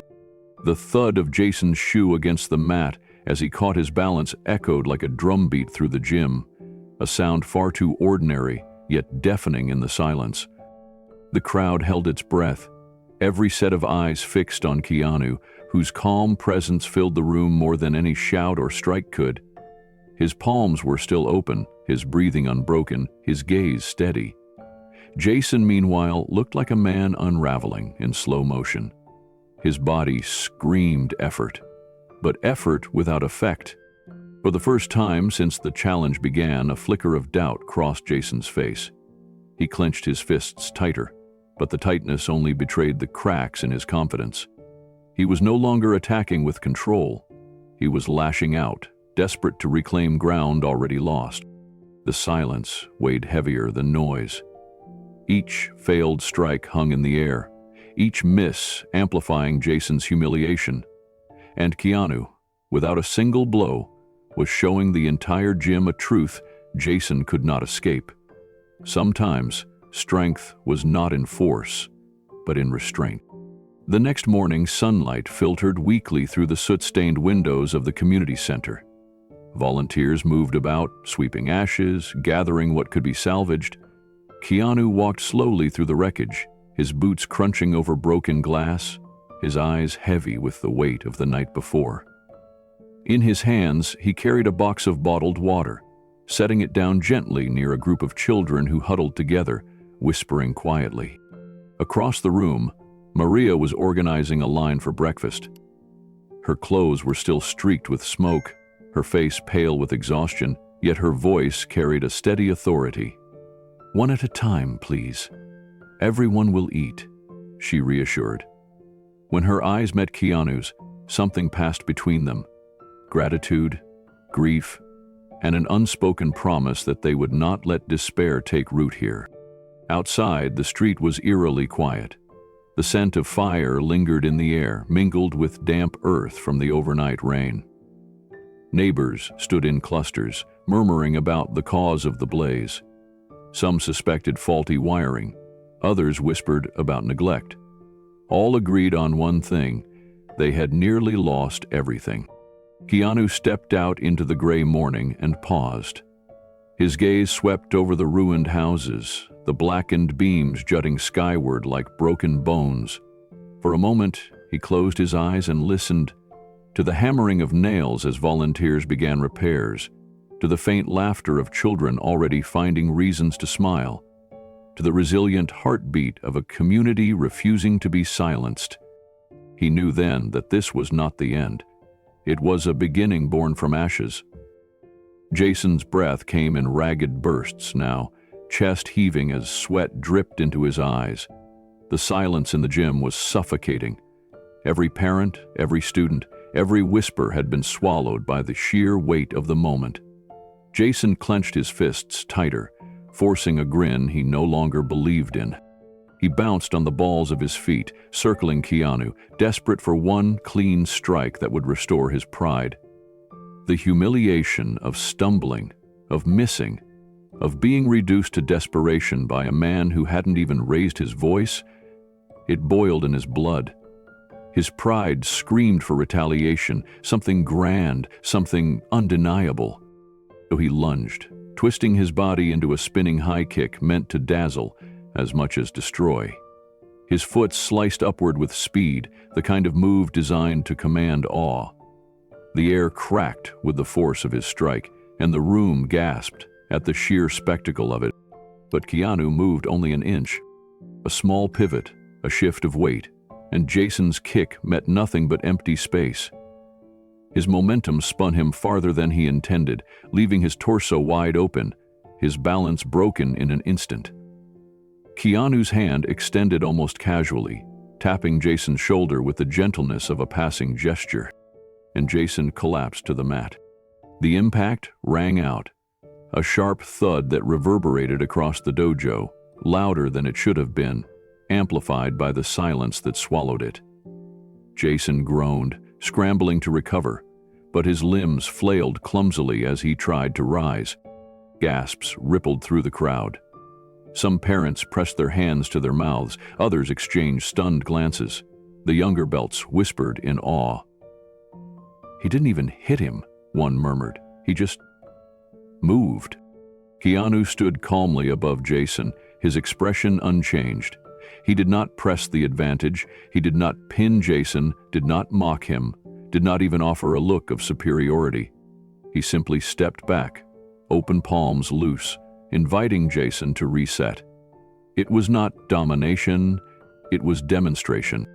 Jason scrambled to his feet, red-faced, breathing like a man already defeated, though he refused to admit it.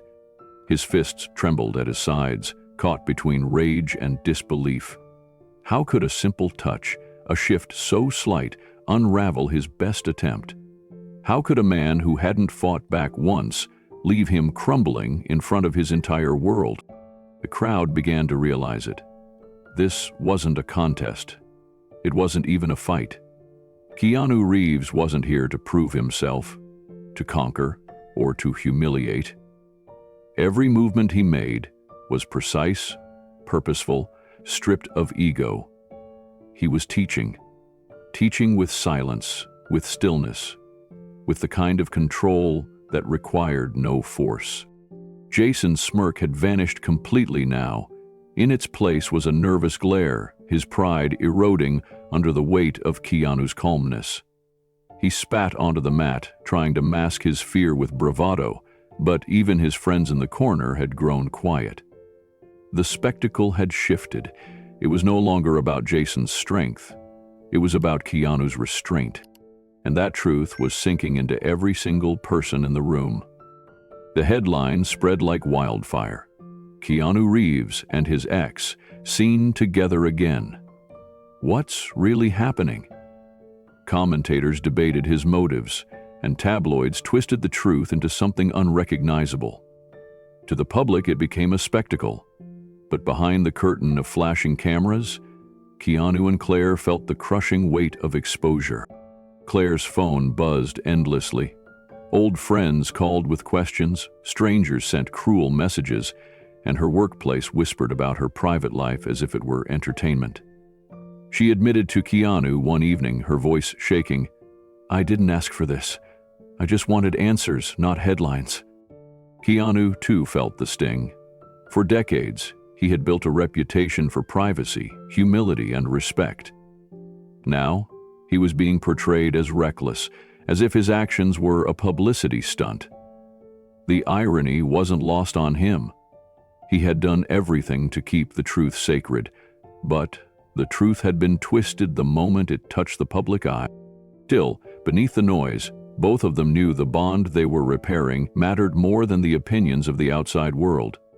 Yet as the storm grew louder, it was clear that silence would no longer be enough. The backlash intensified when old interview clips resurfaced, spliced out of context, painting Keanu as careless and even cruel. A clip of him laughing during a charity gala was edited to look as though he was mocking the very people he had come to help. Another, where he stumbled over words while speaking about loss, was twisted into a soundbite suggesting insincerity. Headlines followed quickly: Keanu Reeves, gentleman, or master of deception. The irony was sharp. For decades, Keanu had been admired for his humility and kindness. Now the very traits that once made him beloved were being doubted. Tabloids circulated rumors that his reunion with Claire was staged, a publicity stunt for a hidden project. Social media hashtags accusing him of manipulation began trending. Each headline cut deeper, not because of what strangers said, but because of how much it could hurt Claire. For her part, Claire retreated from the noise, but her silence was weaponized. Journalists spun her absence into narratives of shame or regret. "Claire mourns the past" became a headline that swept through morning shows. In truth, she was simply overwhelmed. But the world decided her silence was guilt.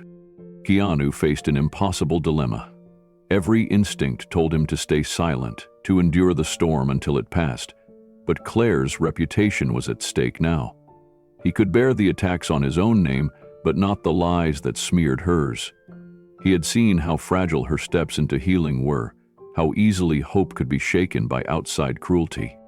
One evening, as the sun fell behind the Hollywood hills, Keanu sat alone on his balcony, scrolling through article after article. The anger was there, sharp and bitter, but beneath it was something stronger: resolve. If the world wanted answers, he would give them. Not through lawyers or statements, but in his own voice. For the first time in years, he considered stepping into the public arena, not as an actor, but as a man defending what mattered most. The decision carried weight. He knew that once he spoke, there would be no turning back. Every word would be dissected, every gesture captured. But he also knew this: silence was no longer an option. Claire deserved better. Their story deserved the truth. Keanu closed his phone and exhaled slowly, as if anchoring himself to the choice. Tomorrow, he would make his stand, not against Hollywood, not against the press, but against the lies that threatened to bury the fragile bridge he and Claire had rebuilt.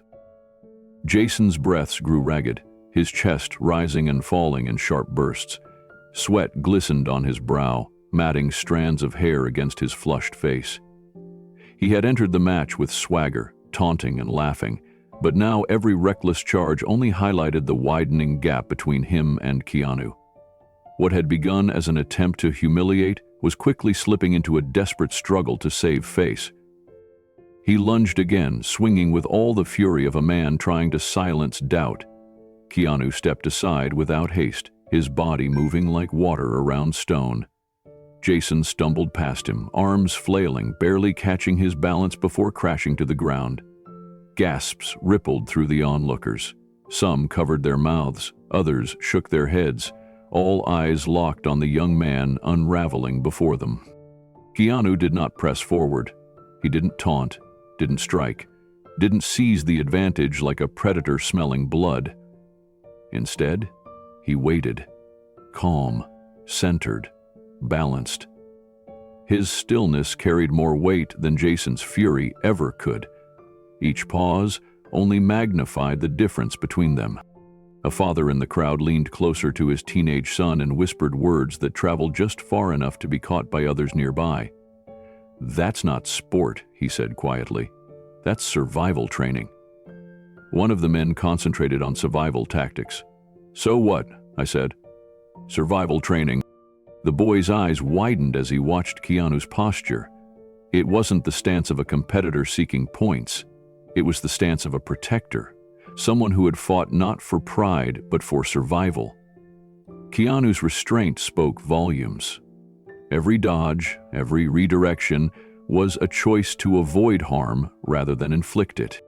Jason roared, embarrassed by the murmurings, and launched forward again. His fists cut through empty air. Keanu sidestepped, placing a gentle hand on Jason's wrist, guiding the force away with a simple twist. Jason spun, disoriented, the momentum carrying him off balance once more. He staggered, his shoes squeaking against the polished gym floor. The crowd fell into a hush. Even those who had cheered Jason at the start now watched with unease. His attacks no longer looked confident. They looked frantic, a man clawing against an invisible tide. Jason's mind raced. Each failed attempt burned like fire in his chest.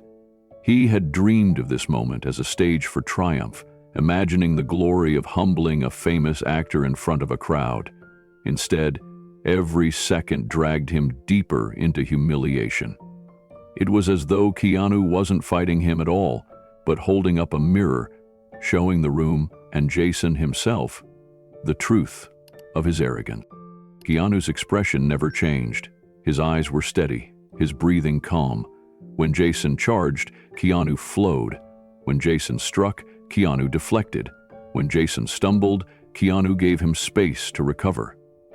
It was a lesson disguised as combat, and though Jason didn't yet admit it, the lesson was sinking in. A murmur spread through the spectators, different now than before. It wasn't excitement, it wasn't pity, it was respect. An awareness that they were witnessing something deeper than a sparring match. They were seeing the quiet power of control, discipline, and humility. Jason clenched his jaw, anger knotting in his chest, but behind that anger stirred a flicker of something new. Fear. Not fear of Keanu's strength, but of his own exposure. Every second left him more vulnerable. Every miss peeled away another layer of bravado. He was running out of ways to pretend. Keanu stepped up to the microphone, the weight of 1,000 eyes pressing against him. For a moment, silence ruled the air, broken only by the faint clicking of cameras. He inhaled, steadying himself, and spoke not with anger, not with defense, but with quiet conviction. "I know stories have been written about me," he began, his voice even. "Some true, some exaggerated, and some completely invented. But what matters isn't the noise around us. What matters is the truth we hold in our hearts." His words rippled through the crowd. Reporters leaned forward, sensing a shift. Keanu didn't flinch, didn't rush. He let every sentence breathe. I'm not here to argue with headlines. I'm here because I believe we can rise above them. We can choose to see each other as human beings, not caricatures on a page. A hush swept over the room. Even those who had come to jeer felt their guard slipping. For Keanu, this wasn't performance. It was raw sincerity, and it struck deeper than any polished speech could. The tension that had filled the air like smoke began to clear, leaving behind something rare in moments like this: hope. The room was silent for several long seconds after Keanu's words. Even the most hardened journalists seemed caught off guard, their pens hovering above their notebooks, unsure whether to capture his statement as news or absorb it as something more. Cameras zoomed in, microphones leaned closer, and still no one dared to interrupt. Then, finally, one reporter whispered, almost reverently, "Do you truly believe people can change, even after so much damage?" Keanu met her eyes and gave a small nod. "Yes. I've seen it. I've lived it. But it doesn't happen because someone shames them into submission. It happens when they are given a glimpse of grace they didn't expect. And sometimes, that glimpse is enough to begin a lifetime of repair." The simplicity of his answer struck harder than any grand speech could. The audience erupted, not in chaotic chatter but in sustained, thunderous applause. Some rose to their feet, clapping with a raw intensity that spoke more of gratitude than approval. As the ovation rolled through the room, Keanu stepped back from the podium. He wasn't smiling triumphantly. Instead, his face carried that same quiet humility, as if he hadn't just shifted the emotional tide of an entire nation. For him, it was never about applause. It was about planting a seed of hope in a world too accustomed to bitterness. In that moment, it was clear Keanu's plea wasn't just a personal reflection. It had become a collective mirror, forcing everyone watching, both in the room and across the world, to ask themselves whether they still believed in redemption or whether they had surrendered that hope long ago. The air inside the gym was electric. Every eye was fixed on Jason as he circled, his chest heaving, his pride bruised but still clinging to one last spark of defiance. The earlier exchanges had already shown everyone the gulf between his raw aggression and Keanu's calm precision. Yet Jason wasn't finished. His fists trembled with pent-up rage, his jaw tight, his eyes blazing with the refusal to be humiliated. He suddenly lunged, faster than before, pouring every ounce of fury into a final strike. His arm cut through the air like a whip, the kind of punch that might have felled anyone else in the room. But Keanu moved with almost impossible ease. His body shifted slightly, his hand rising just enough to meet Jason's wrist mid-flight. There was no clash of power, no heavy slam. Instead, the room seemed to hold its breath as Keanu redirected the momentum, guiding Jason down like a current of water channeled by a steady hand. In a heartbeat, Jason was face down on the mat, his arm pinned effortlessly against the floor. The sound of his body hitting the ground echoed through the silent gym, sharp and undeniable. Keanu didn't press hard. He didn't twist, didn't inflict pain. He simply held Jason there, firm but not cruel, just long enough for everyone watching to understand the point. The crowd felt it. They weren't looking at a man overpowering another through brute strength. They were witnessing mastery, control, and a quiet authority that spoke louder than any words. The younger fighters who had once cheered for Jason's reckless confidence now stared wide-eyed, realizing what true skill looked like. Coaches at the back exchanged glances, their arms folded, some shaking their heads in disbelief, others nodding slowly as if finally seeing the lesson unfold before them. Jason struggled beneath the hold, grunting, his face flushed with both effort and shame. He wanted to fight, to thrash, to break free, but there was no path forward. Keanu's grip was unshakable, not because of raw force, but because it came from perfect balance and control. The more Jason squirmed, the clearer it became. He was trapped, not by power, but by understanding. And then, just as suddenly, Keanu released him. The weight lifted, the grip loosened, and Jason was free to rise. Keanu didn't push him away, didn't throw him, didn't taunt. He stepped back with the same calm presence he had carried from the very beginning. The silence that followed was almost heavier than the scuffle itself. Jason rolled onto his side, gasping for air, sweat dripping from his forehead. His chest rose and fell in ragged rhythm, and for a moment, he didn't look like the arrogant challenger who had burst into the gym hours earlier. He looked human, humbled, vulnerable. His eyes flickered to Keanu, and something inside them shifted. The rage dulled. The humiliation softened. What replaced them was far more profound. An unspoken respect. The crowd sensed it too. They leaned forward, watching closely, waiting for Jason to react. Some expected him to lash out again, to reclaim what pride he could. Others hoped he would finally understand. What unfolded next would define not just Jason's growth, but the meaning of the entire demonstration. But for now, Jason just sat there, breathing heavily, staring up at Keanu with the realization that the fight was over, not because he had lost, but because Keanu had chosen not to destroy him when he easily could have. The morning after the press conference, the streets of Hollywood were buzzing. Cafes brimmed with conversations about Keanu's words. Newspapers carried bold headlines, and talk shows replayed his calm but firm stance against injustice. Yet beyond the spectacle, Keanu's focus remained on those who had been silenced for too long. He quietly arranged meetings with community leaders, ensuring the conversation did not end when the cameras stopped rolling. At one such gathering, held in a modest neighborhood center, Keanu sat among single mothers, veterans, and small business owners. Their stories painted a raw portrait of struggle, unpaid wages, inaccessible healthcare, children caught in cycles of poverty. Keanu listened intently, not as a celebrity offering sympathy, but as a man determined to help amplify their voices. News outlets began calling it the Reeves effect, pointing to a surge of donations for grassroots initiatives after his appeal. Critics, who had once dismissed him as just another actor, were now forced to reckon with his influence. For Keanu, though, it was never about reputation. It was about building trust, brick by brick, conversation by conversation, until the walls of division began to show crack. Keanu didn't just rely on words. He began inviting Claire into spaces where his real life, unpolished and unguarded, unfolded.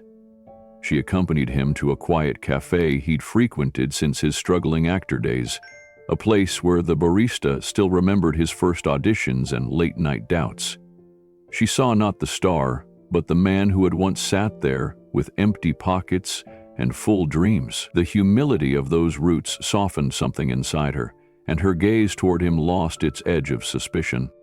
They also visited a children's hospital together, not for cameras, but because it had been his quiet habit for years. Claire watched him kneel beside sick children, listening to their jokes, holding their hands, his presence calm and grounding. There was no trace of performance, only an authenticity that even the most cynical heart couldn't dismiss. As she stood in the corner unnoticed, she felt her walls begin to crack. For Keanu, each step was deliberate, not to prove perfection, but to show constancy. He understood that rebuilding trust wasn't about erasing past hurts, but demonstrating day after day that he was there to stay. Small gestures piled up like bricks in a wall being rebuilt, not rushed, but steady. And Claire, once wary, began to lean closer, her laughter returning, her silences softening. By the time autumn's chill returned, something fragile yet undeniable had been restored between them, the possibility of trust reborn. Not as it once was, but stronger for having been tested. The gym was silent, almost reverent, as Jason sat on the mat with his pride in tatters staring up at Keanu. Sweat dripped from his brow, his breath ragged, his hands trembling from both exhaustion and disbelief. Keanu stood calm, composed, not looming over him but simply present, open palms still loose at his sides, the embodiment of quiet authority. It was then that a voice broke through the stillness, a deep, weathered voice, shaky yet steady with conviction. "I've seen that before." Heads turned toward the bleachers. The veteran, Father Grayhill, posture still straight despite the years, was on his feet. His voice carried across the room, echoing in the silence. His hands trembled slightly as he spoke, but his words rang with weight. "The 21st and 22nd are precisely 10. That's not acting," he said, his tone thick with emotion. "That's real training." A ripple of gasps swept through the crowd. Parents who had first whispered jokes about John Wick now leaned forward with new eyes. Their children clutched their belts tighter, sensing that something profound had just been revealed. The veteran stepped forward slowly, his boots scuffing against the wooden floor. His gaze never left Keanu. "I've seen men move like that. Not many. Only those who've lived it. Those who've trained for years with their lives on the line. That's not movie choreography. That's discipline. That's survival." Whispers erupted like a tide. That's why he never bragged. That's why he didn't need to strike. That's why he barely moved. The realization spread like wildfire. For years they had admired Keanu as a star, the face of action cinema, the man who made violence look effortless on the screen. But in this room, in this quiet gym filled with parents, children, and students, they were confronted with something far more powerful. Keanu Reeves was not performing. He was revealing a piece of his true self, one built not on spectacle, but on lived practice, on philosophy, on discipline etched into muscle and bone. Jason's head lowered, his earlier smirk long gone. The cocky grin that had defined him at the start of the spar was replaced by something rawer: recognition. His body still trembled, but no longer from anger. It was something closer to shame, tempered with a dawning respect he couldn't deny. The veteran drew closer until he stood just a few feet from Keanu. "I don't know where you learned it," he said softly, his eyes narrowing, "but I know what I saw. That was no stunt. That was a man who's been through it, who's carried it." Keanu said nothing. He offered no grand explanation, no flourish of ego. He simply bowed his head slightly, as if acknowledging the truth, but refusing to claim it as glory. His silence only deepened the weight of the revelation. The children in the front row whispered among themselves, their awe uncontainable. "He's like a real master," one breathed, "like the ones in the old stories." Even Master Kim, who had remained stoic until now, allowed the faintest nod. His eyes studied Keanu with renewed respect, a recognition between men who understood what discipline truly meant. Jason finally pushed himself upright, his legs unsteady beneath him. His eyes darted around the room, catching the whispers, the stares, the shift in atmosphere. He realized what had just slipped from his grasp. He had tried to make Keanu look like a fraud, a pretender. Instead, he had exposed himself as the boy against the man, the student against the master. The silence that followed was not empty. It was reverence, a collective acknowledgement that they had witnessed something rare and unshakable. And Keanu, still calm, still composed, remained the quiet center of it all. The rescuers worked quickly, yet it was Keanu who noticed something they hadn't. The dolphin's tail fin was badly tangled in a bundle of plastic rings that had cut into the flesh. He didn't wait for instructions. He grabbed a small diving knife, slid back into the water, and swam toward the exhausted creature. The current was stronger now, pulling him sideways, but he pushed through with deliberate strokes until he reached the dolphin again. Up close, the injury was worse than he expected. Deep grooves marked where the plastic had dug in, and blood seeped into the surrounding water. Keanu pressed one steady hand against the dolphin's side to keep it calm, while carefully sawing at the rings with the other. Each movement had to be precise. Too much pressure, and he could worsen the wound. The dolphin gave a shudder, nearly knocking the knife from his grip, but Keanu held steady, murmuring soft words under his breath that the others on the boat couldn't hear. Bit by bit, the plastic loosened, slipping away until only one final strip remained. With a final sharp slice, the dolphin's tail came free, and the animal let out a piercing, triumphant cry. The moment the dolphin vanished into the vast blue, a silence fell over the crowd. People who, moments earlier, were shouting or jostling for space now stood shoulder to shoulder in reverent stillness. Keanu lowered his arm slowly, his eyes following the rippling trail left behind by the creature, as if he were letting go of something within himself, too.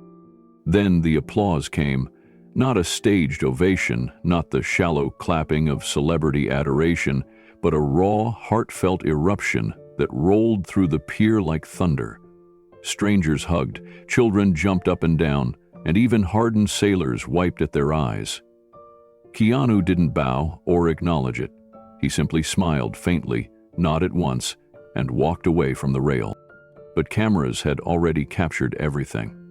Within hours, the footage of him cradling the dolphin, whispering to it, and letting it swim free spread across social media like wildfire. News anchors replayed the clip on loop, calling it the most human moment of the year. Marine biologists praised the delicate way he handled the animal, saying he treated it with more care than most trained rescuers. For Keanu, though, it wasn't about headlines or viral fame. It was about a fragile life given another chance. As he sat quietly on the pier afterward, hands still damp, he thought of all the moments in his own life when he had longed for rescue, for someone to lift him gently and remind him that survival was possible. Jason stood frozen, his chest heaving, sweat glistening on his forehead.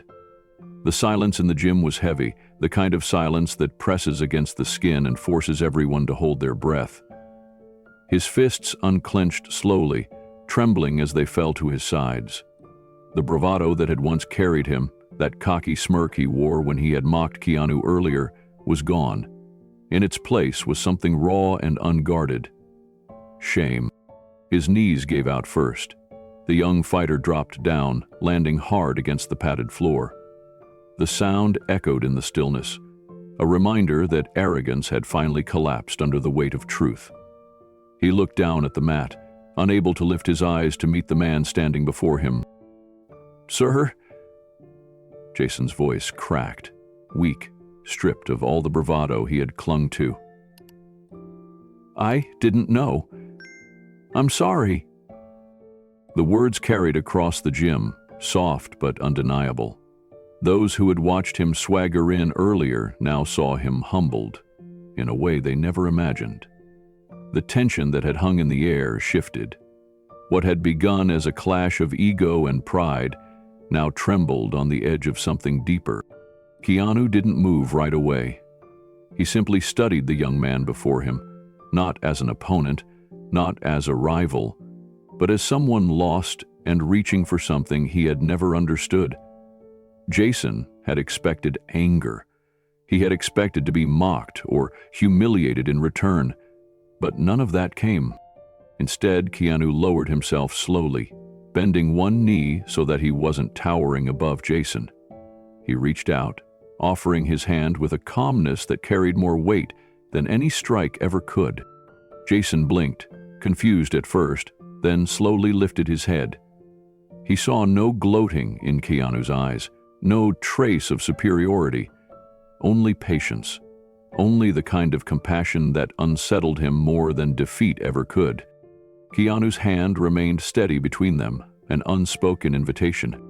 Jason hesitated, his pride fighting one last battle inside of him, but it was already a lost war. He lifted his shaking hand and placed it into Keanu's. Keanu helped him up with a gentle but firm grip. "Strength isn't about force," he said, his voice even, carrying through the gym. "It's about respect." The words landed with a resonance that no punch could match. Every student in the gym, from the newest beginner to the most seasoned fighter, felt the weight of that lesson. It wasn't just directed at Jason. It was for all of them. Jason swallowed hard, his throat tight. He looked at Keanu, the realization sinking in that this was not the man he thought he was mocking earlier. This was someone who understood a deeper kind of strength, one he had never learned to value. The gym remained silent. Then, as if drawn by an invisible current, heads began to bow. One by one, students lowered themselves into subtle bows, a gesture of acknowledgement, not just of Keanu's skill, but of his character. Even the master at the far end of the gym, a man Jason had long admired, tilted his head respectfully. Jason's chest tightened at the sight. This wasn't the humiliation he had once feared. It wasn't defeat paraded before others. It was transformation, a moment in which pride fell away and was replaced by a glimmer of understanding. Keanu released Jason's hand once he was steady on his feet. There was no triumph in his eyes, only a calm reassurance. "You'll learn more from this than you realize," he said quietly. Jason's lips parted, but no words came at first. He wanted to respond, to express the swirl of emotions in his chest, gratitude, regret, confusion, but all he managed was a single, choked whisper. "Thank you." For the first time that day, his voice was sincere. The tension grew heavier with every passing second. The officers stepped closer, but Ryder's smirk only widened. "You think badges scare me?" he spat, his voice carrying enough venom to shake even his own followers. Mara, still standing by Keanu, folded her arms and shook her head. "You're not the man you pretend to be, Ryder. You're just desperate." Switch shifted uneasily, sweat dripping down his temple. The others exchanged uncertain looks. The once unified gang was beginning to splinter under the pressure. Keanu didn't flinch. His tone was calm, yet every word struck like iron. "This is the moment you choose who you are. Do you keep following destruction, or do you finally walk toward something better?" The gang members wavered. One dropped his chain, another stepped back toward the shadows. Ryder's fury boiled over. "Cowards! All of you!" he roared. His hand darted toward his jacket pocket. Keanu's sharp eyes caught the motion instantly. Before Ryder could pull anything, Keanu moved. Swift, controlled, deliberate. His hand clamped down on Ryder's wrist, twisting it just enough to disarm without breaking. The object clattered to the ground. It wasn't a weapon. It was a lighter, trembling in Ryder's grip moments earlier. Keanu's chest tightened as he looked at Evelyn, the weight of her confession settling over him. For years he had carried his own shadows. Loss, regret, the aching memory of lives touched and then gone. Yet here she was, laying bare the truth of her marriage, her voice trembling but strong, as if speaking it aloud finally loosened the chains around her heart. "I wanted you to know," she whispered, her hand resting lightly on the table, close to his but not quite touching. "Not to reopen wounds, but because secrets fester. And I don't want us to live in shadows anymore." In order not to stoop, Keanu exhaled slowly, his gaze fixed on her, searching her face for any hint of insincerity, but finding only raw honesty. "Evelyn," he said softly, "life has already taken too much from both of us. But honesty, it gives us a chance to rebuild, to make something real." Her eyes shimmered with tears, and for the first time that evening she allowed herself a small, hopeful smile. The room felt warmer, the distance between them closing, not through grand gestures, but through truth spoken at last. The storm outside had faded into silence, leaving behind a stillness that matched their own. Something unspoken lingered in the air. Not yet forgiveness, not yet complete healing, but the fragile beginnings of it. And in that fragile space, Keanu realized this wasn't the end of their story. It was the tentative first step toward something new. Weeks had passed since the day Keanu Reeves walked into the small Los Angeles dojo and left behind a lesson that none of its members would ever forget. The echoes of that quiet demonstration still lingered in the air, shaping not only the memory of those who witnessed it, but the rhythm of their daily practice.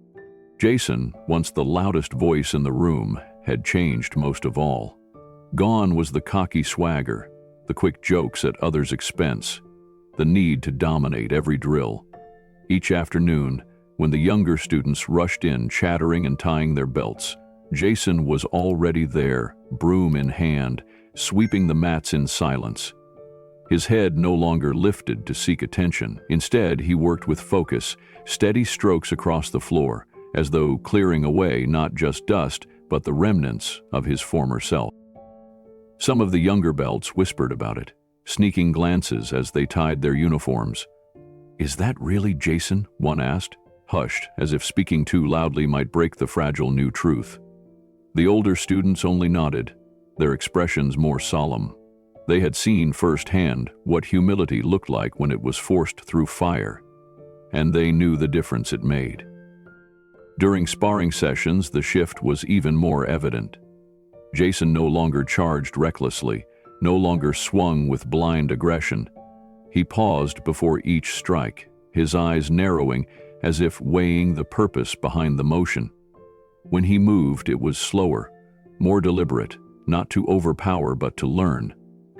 The master noticed it too, though he spoke little of it. Instead, he simply corrected Jason's form with the same quiet precision he offered everyone else, allowing the young man's actions to reveal his transformation.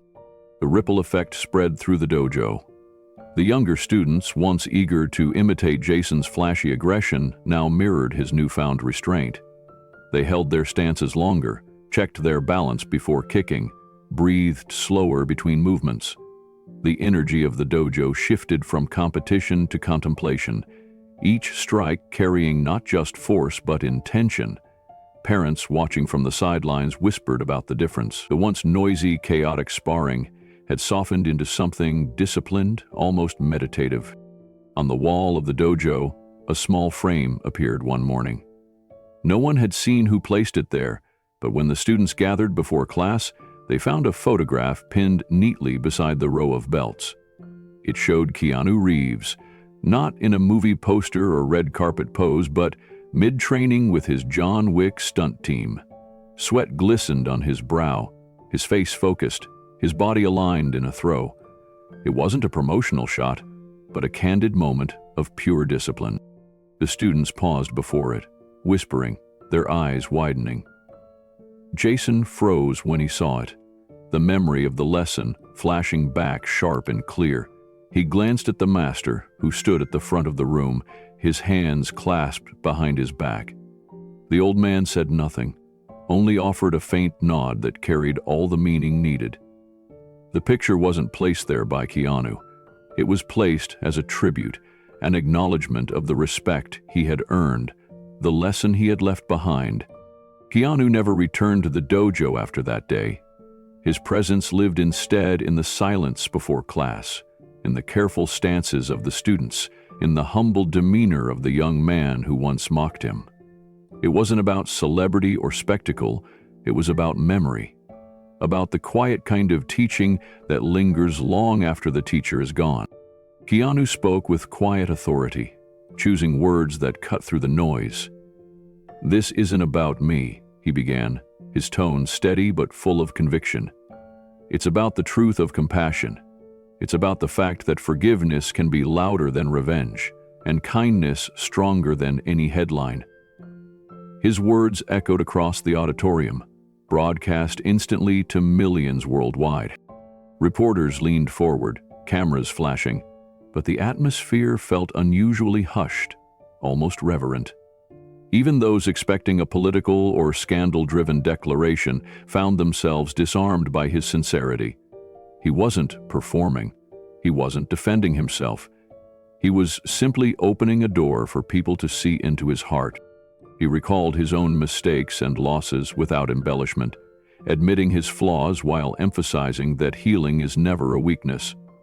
Each pause, each measured breath, seemed to carry weight, as though silence itself had become part of his message.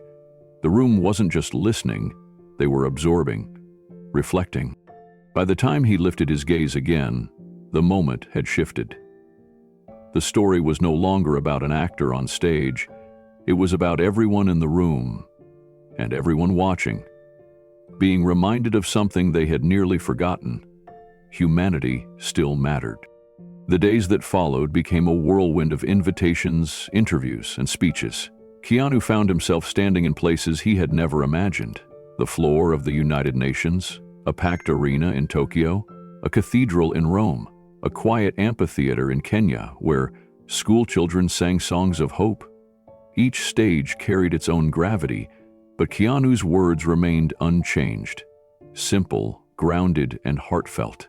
He spoke of forgiveness, reconciliation, and the courage it took to see humanity in one another, even after years of pain. The world listened not because he sounded like a politician or a preacher, but because he spoke like a man who had lived the very wounds he was asking others to heal. His sincerity disarmed skeptics, while his humility silenced critics. For every camera flash, there was also silence, a stillness in which people leaned closer, hungry for something real. And yet, amid the roaring applause, Keanu carried with him the memory of that small reunion on the beach, the quiet moment that had sparked it all. He knew he wasn't leading a movement, he was simply extending the grace he had once begged for himself. The stage might have been global, but the truth was still personal. And as the lights dimmed one evening in Geneva, Keanu looked up at the crowd of delegates, his voice soft yet steady. "If forgiveness can rebuild one broken family," he said, "imagine what it could do for the world." Jason's transformation did not happen overnight. At first, the other students were skeptical. They remembered too well the way he strutted into the gym with his chin high and his smirk sharper than any punch. They remembered how he had mocked weaker students and boasted about his strength. But slowly, they began to notice changes that could not be ignored. Jason no longer entered the gym with loud jokes or arrogant laughter. He came quietly, bowed deeper than anyone else to the instructors, and rolled up his sleeves, ready to help mop the mats before training began. The younger students watched him with wide eyes.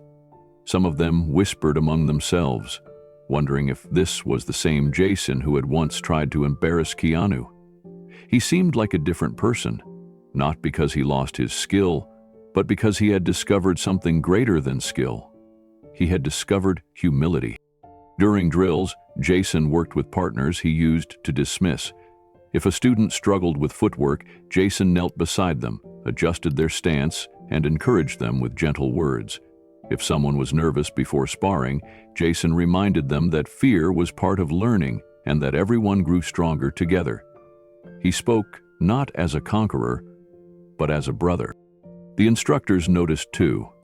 One afternoon, Sensei Tanaka called him aside after class. His voice was firm, but there was warmth behind it. He told Jason that true martial arts had nothing to do with crushing others, but everything to do with controlling oneself. Jason bowed deeply, promising he would honor that lesson every day, and for once, everyone believed him. The turning point came when the gym held its annual open house.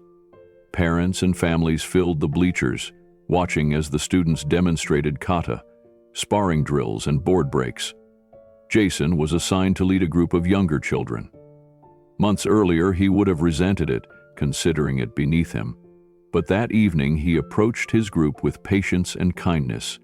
He knelt to their level, tying a belt for a nervous boy who couldn't manage the knot. He smiled at a little girl trembling before her routine and whispered, "You've got this. Just breathe." When the demonstration ended, the applause wasn't just for the children. Many of the parents turned to each other and whispered about Jason. They had heard the story of the night Keanu Reeves silenced arrogance without lifting a fist. They knew this boy standing before them was once the very picture of pride. And now, watching him bow humbly after guiding his group, They understood that something extraordinary had changed him. Word spread beyond the gym. At first, it was only among families who attended that night. But slowly, the story grew.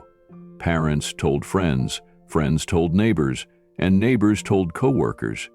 People spoke of the Hollywood actor who walked into a small martial arts gym and humbled a brash teenager not with violence, but with silence. They told of how the lesson didn't end in that moment, but lived on in the changed heart of the boy himself. Jason became known in his community as an example of what humility could look like. Teachers at school noticed his calmer attitude. Classmates who once rolled their eyes at his arrogance now nodded in respect. Even the bullies seemed to keep their distance, as if they sensed that Jason was no longer one of them. Keanu walked into the hospital the next morning with a small bouquet of white lilies, knowing Linda loved their scent. When he entered the room, she smiled weakly, the kind of smile that carried both gratitude and resignation. He placed the flowers on the bedside table and pulled up a chair, settling in beside her as if time no longer belonged to the outside world. Linda reached for his hand, her fingers trembling, her eyes glassy yet peaceful. "I never thought I'd see the day where we could sit like this, without anger, without walls," she whispered. Keanu squeezed her hand gently. "Me neither," he admitted, "but maybe that's the gift of moments like this. We get to leave nothing unsaid." They spoke in hushed tones, about old memories, about what they would have done differently, about forgiveness. Sometimes silence filled the room, but it wasn't empty. It was a silence of acceptance, of two people finally unburdened by what once tore them apart. As the morning light spilled through the window, Linda leaned back against her pillow, her breathing soft and slow. Keanu stayed beside her, silently promising she wouldn't face her final moments alone. The crowd's response was overwhelming. Some had their hands clasped as if in silent prayer. Others stood frozen, eyes glistening as though they had just witnessed something sacred. The host, normally so polished and composed, struggled to find words. His voice cracked as he finally spoke. "Ladies and gentlemen, what we've just seen transcends performance. It was truth." Keanu remained still, his guitar lowered, his gaze humble and almost shy. He didn't bask in the applause, nor did he gesture for more. Instead, he gave a small nod, a silent acknowledgement that he hadn't come to impress, but to share. That humility made the moment all the more profound. Morgan Freeman, seated at the side of the stage, slowly rose to his feet. His hands came together in a deliberate, reverent clap that echoed through the hall. The audience followed his lead, erupting into a standing ovation so loud it seemed to shake the walls. The sound wasn't just appreciation, it was release, a collective outpouring of awe and gratitude. And yet, even amid the thunderous applause, a hush lingered underneath. People sensed they hadn't merely attended a show. They had witnessed something far greater, a human being laying bare his soul before the world. Cameras flashed, but the images could never capture the stillness, the vulnerability, and the unspoken grace of that night. For a moment, it felt as if time itself had paused. The world outside ceased to matter. What remained was a shared silence that spoke louder than any cheer, a silence filled with reverence for a man who, with nothing more than his voice and his heart, had reminded everyone of something eternal. The hall was still in people's memory, though days had passed since the confrontation that left the world silent. Even now, when Keanu walked the streets or stopped at a small cafe, strangers looked at him differently, not with the shallow awe of celebrity, but with a quiet respect that had nothing to do with fame. They had seen something raw and true in that moment, something that cut through the noise of arrogance and pride. It was as if the entire room, and later the entire world, watching, had been reminded of an ancient truth. Strength is not always in the loudest voice or the sharpest tongue. Sometimes it lives in silence, in patience, and in the ability to stay calm when provoked. Keanu himself did not boast about what happened. He never repeated the story, never offered his side for interviews, and never cashed in on the viral storm. He let the moment breathe on its own. And that restraint only made the memory stronger for those who had witnessed it. They told their friends, who told theirs, and soon the story traveled farther than any publicity campaign could. What lingered was not the arrogance of the man who mocked him, but the image of Keanu's measured gaze, his gentle voice, and his refusal to be dragged into a contest of ego. That refusal itself became a kind of victory. People who saw it began questioning their own reactions to conflict. Would they have shouted back, tried to humiliate the other side, or would they have had the strength to remain composed? In offices, schools, and homes, the conversation became larger than one man. It became about the world itself, where arrogance often shouts the loudest and humility is overlooked. Yet, here was proof that humility could silence arrogance without needing to crush it. The reminder settled in people's hearts. Respect is not demanded, it is earned. Keanu reflected privately on the entire chain of events. He thought about how easy it would have been to let his temper slip, to respond in kind, to humiliate the one who had mocked him in front of so many. But he had chosen another path, not out of strategy, but because it was simply who he was. A lifetime of loss, lessons, and quiet resilience had taught him that true dignity never needs an audience. It survives in solitude and only shines brighter when placed under pressure. The world saw a brief glimpse of that truth, and in their own lives, people carried it forward. A young student in a crowded classroom decided not to argue with a bully but to hold her head high instead. A man at work, cornered by arrogance in a meeting, chose calm silence that unsettled his rival more than words ever could. A mother raising her children reminded them that shouting rarely wins hearts, but patience always leaves a mark. Each of these small acts echoed the larger one. Keanu did not set out to start a movement, but that was the nature of authenticity.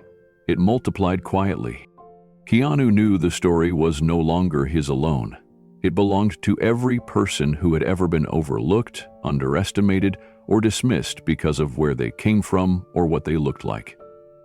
The cleaning lady's dignity, hidden beneath years of silence and struggle, had reminded him that kindness wasn't about charity.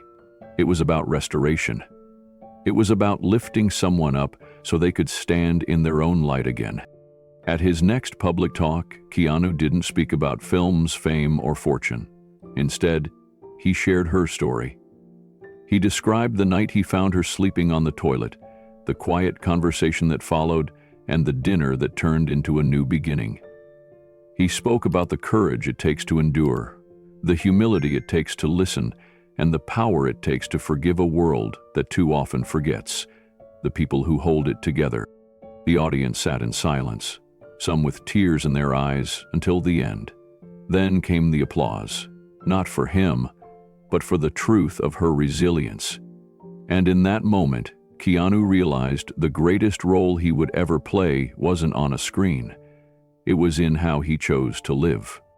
Months later, the small town had changed in subtle but undeniable ways. The old streets, once lined with boarded shops, now bustled with life. A cafe reopened across from the house, run by Isabella's cousin. A bookstore followed, filling shelves with history and poetry inspired by the legacy that Keanu's mother had uncovered. People said it felt like the past was breathing again, but brighter, as if the pain had given way to renewal. For Patricia, the return to her birthplace had given her more than answers. It had given her peace. She began writing letters herself, notes meant for her grandchildren, telling stories of resilience and love, so they would never be forgotten. She often sat by the same window her own mother once looked out of, feeling as though the circle of life had gently closed in her arms. Keanu, too, was changed. Hollywood lights had always seemed far removed from the quiet struggles of real families. But standing in that old house, helping his mother uncover her roots, He was reminded that stories aren't just played out on screens. They are lived every day, in silence, in sacrifice, in survival. That realization anchored him in a deeper sense of purpose. The house, once nearly lost to time, became a sanctuary again. Children played in its yard. Photographs of past generations lined its walls. And on the front porch, Keanu and his mother would sometimes sit together in the golden hour, not needing to speak, because the silence was heavy with gratitude. Before the video closes, Keanu leaves viewers with a simple thought. Every family holds stories that shape us.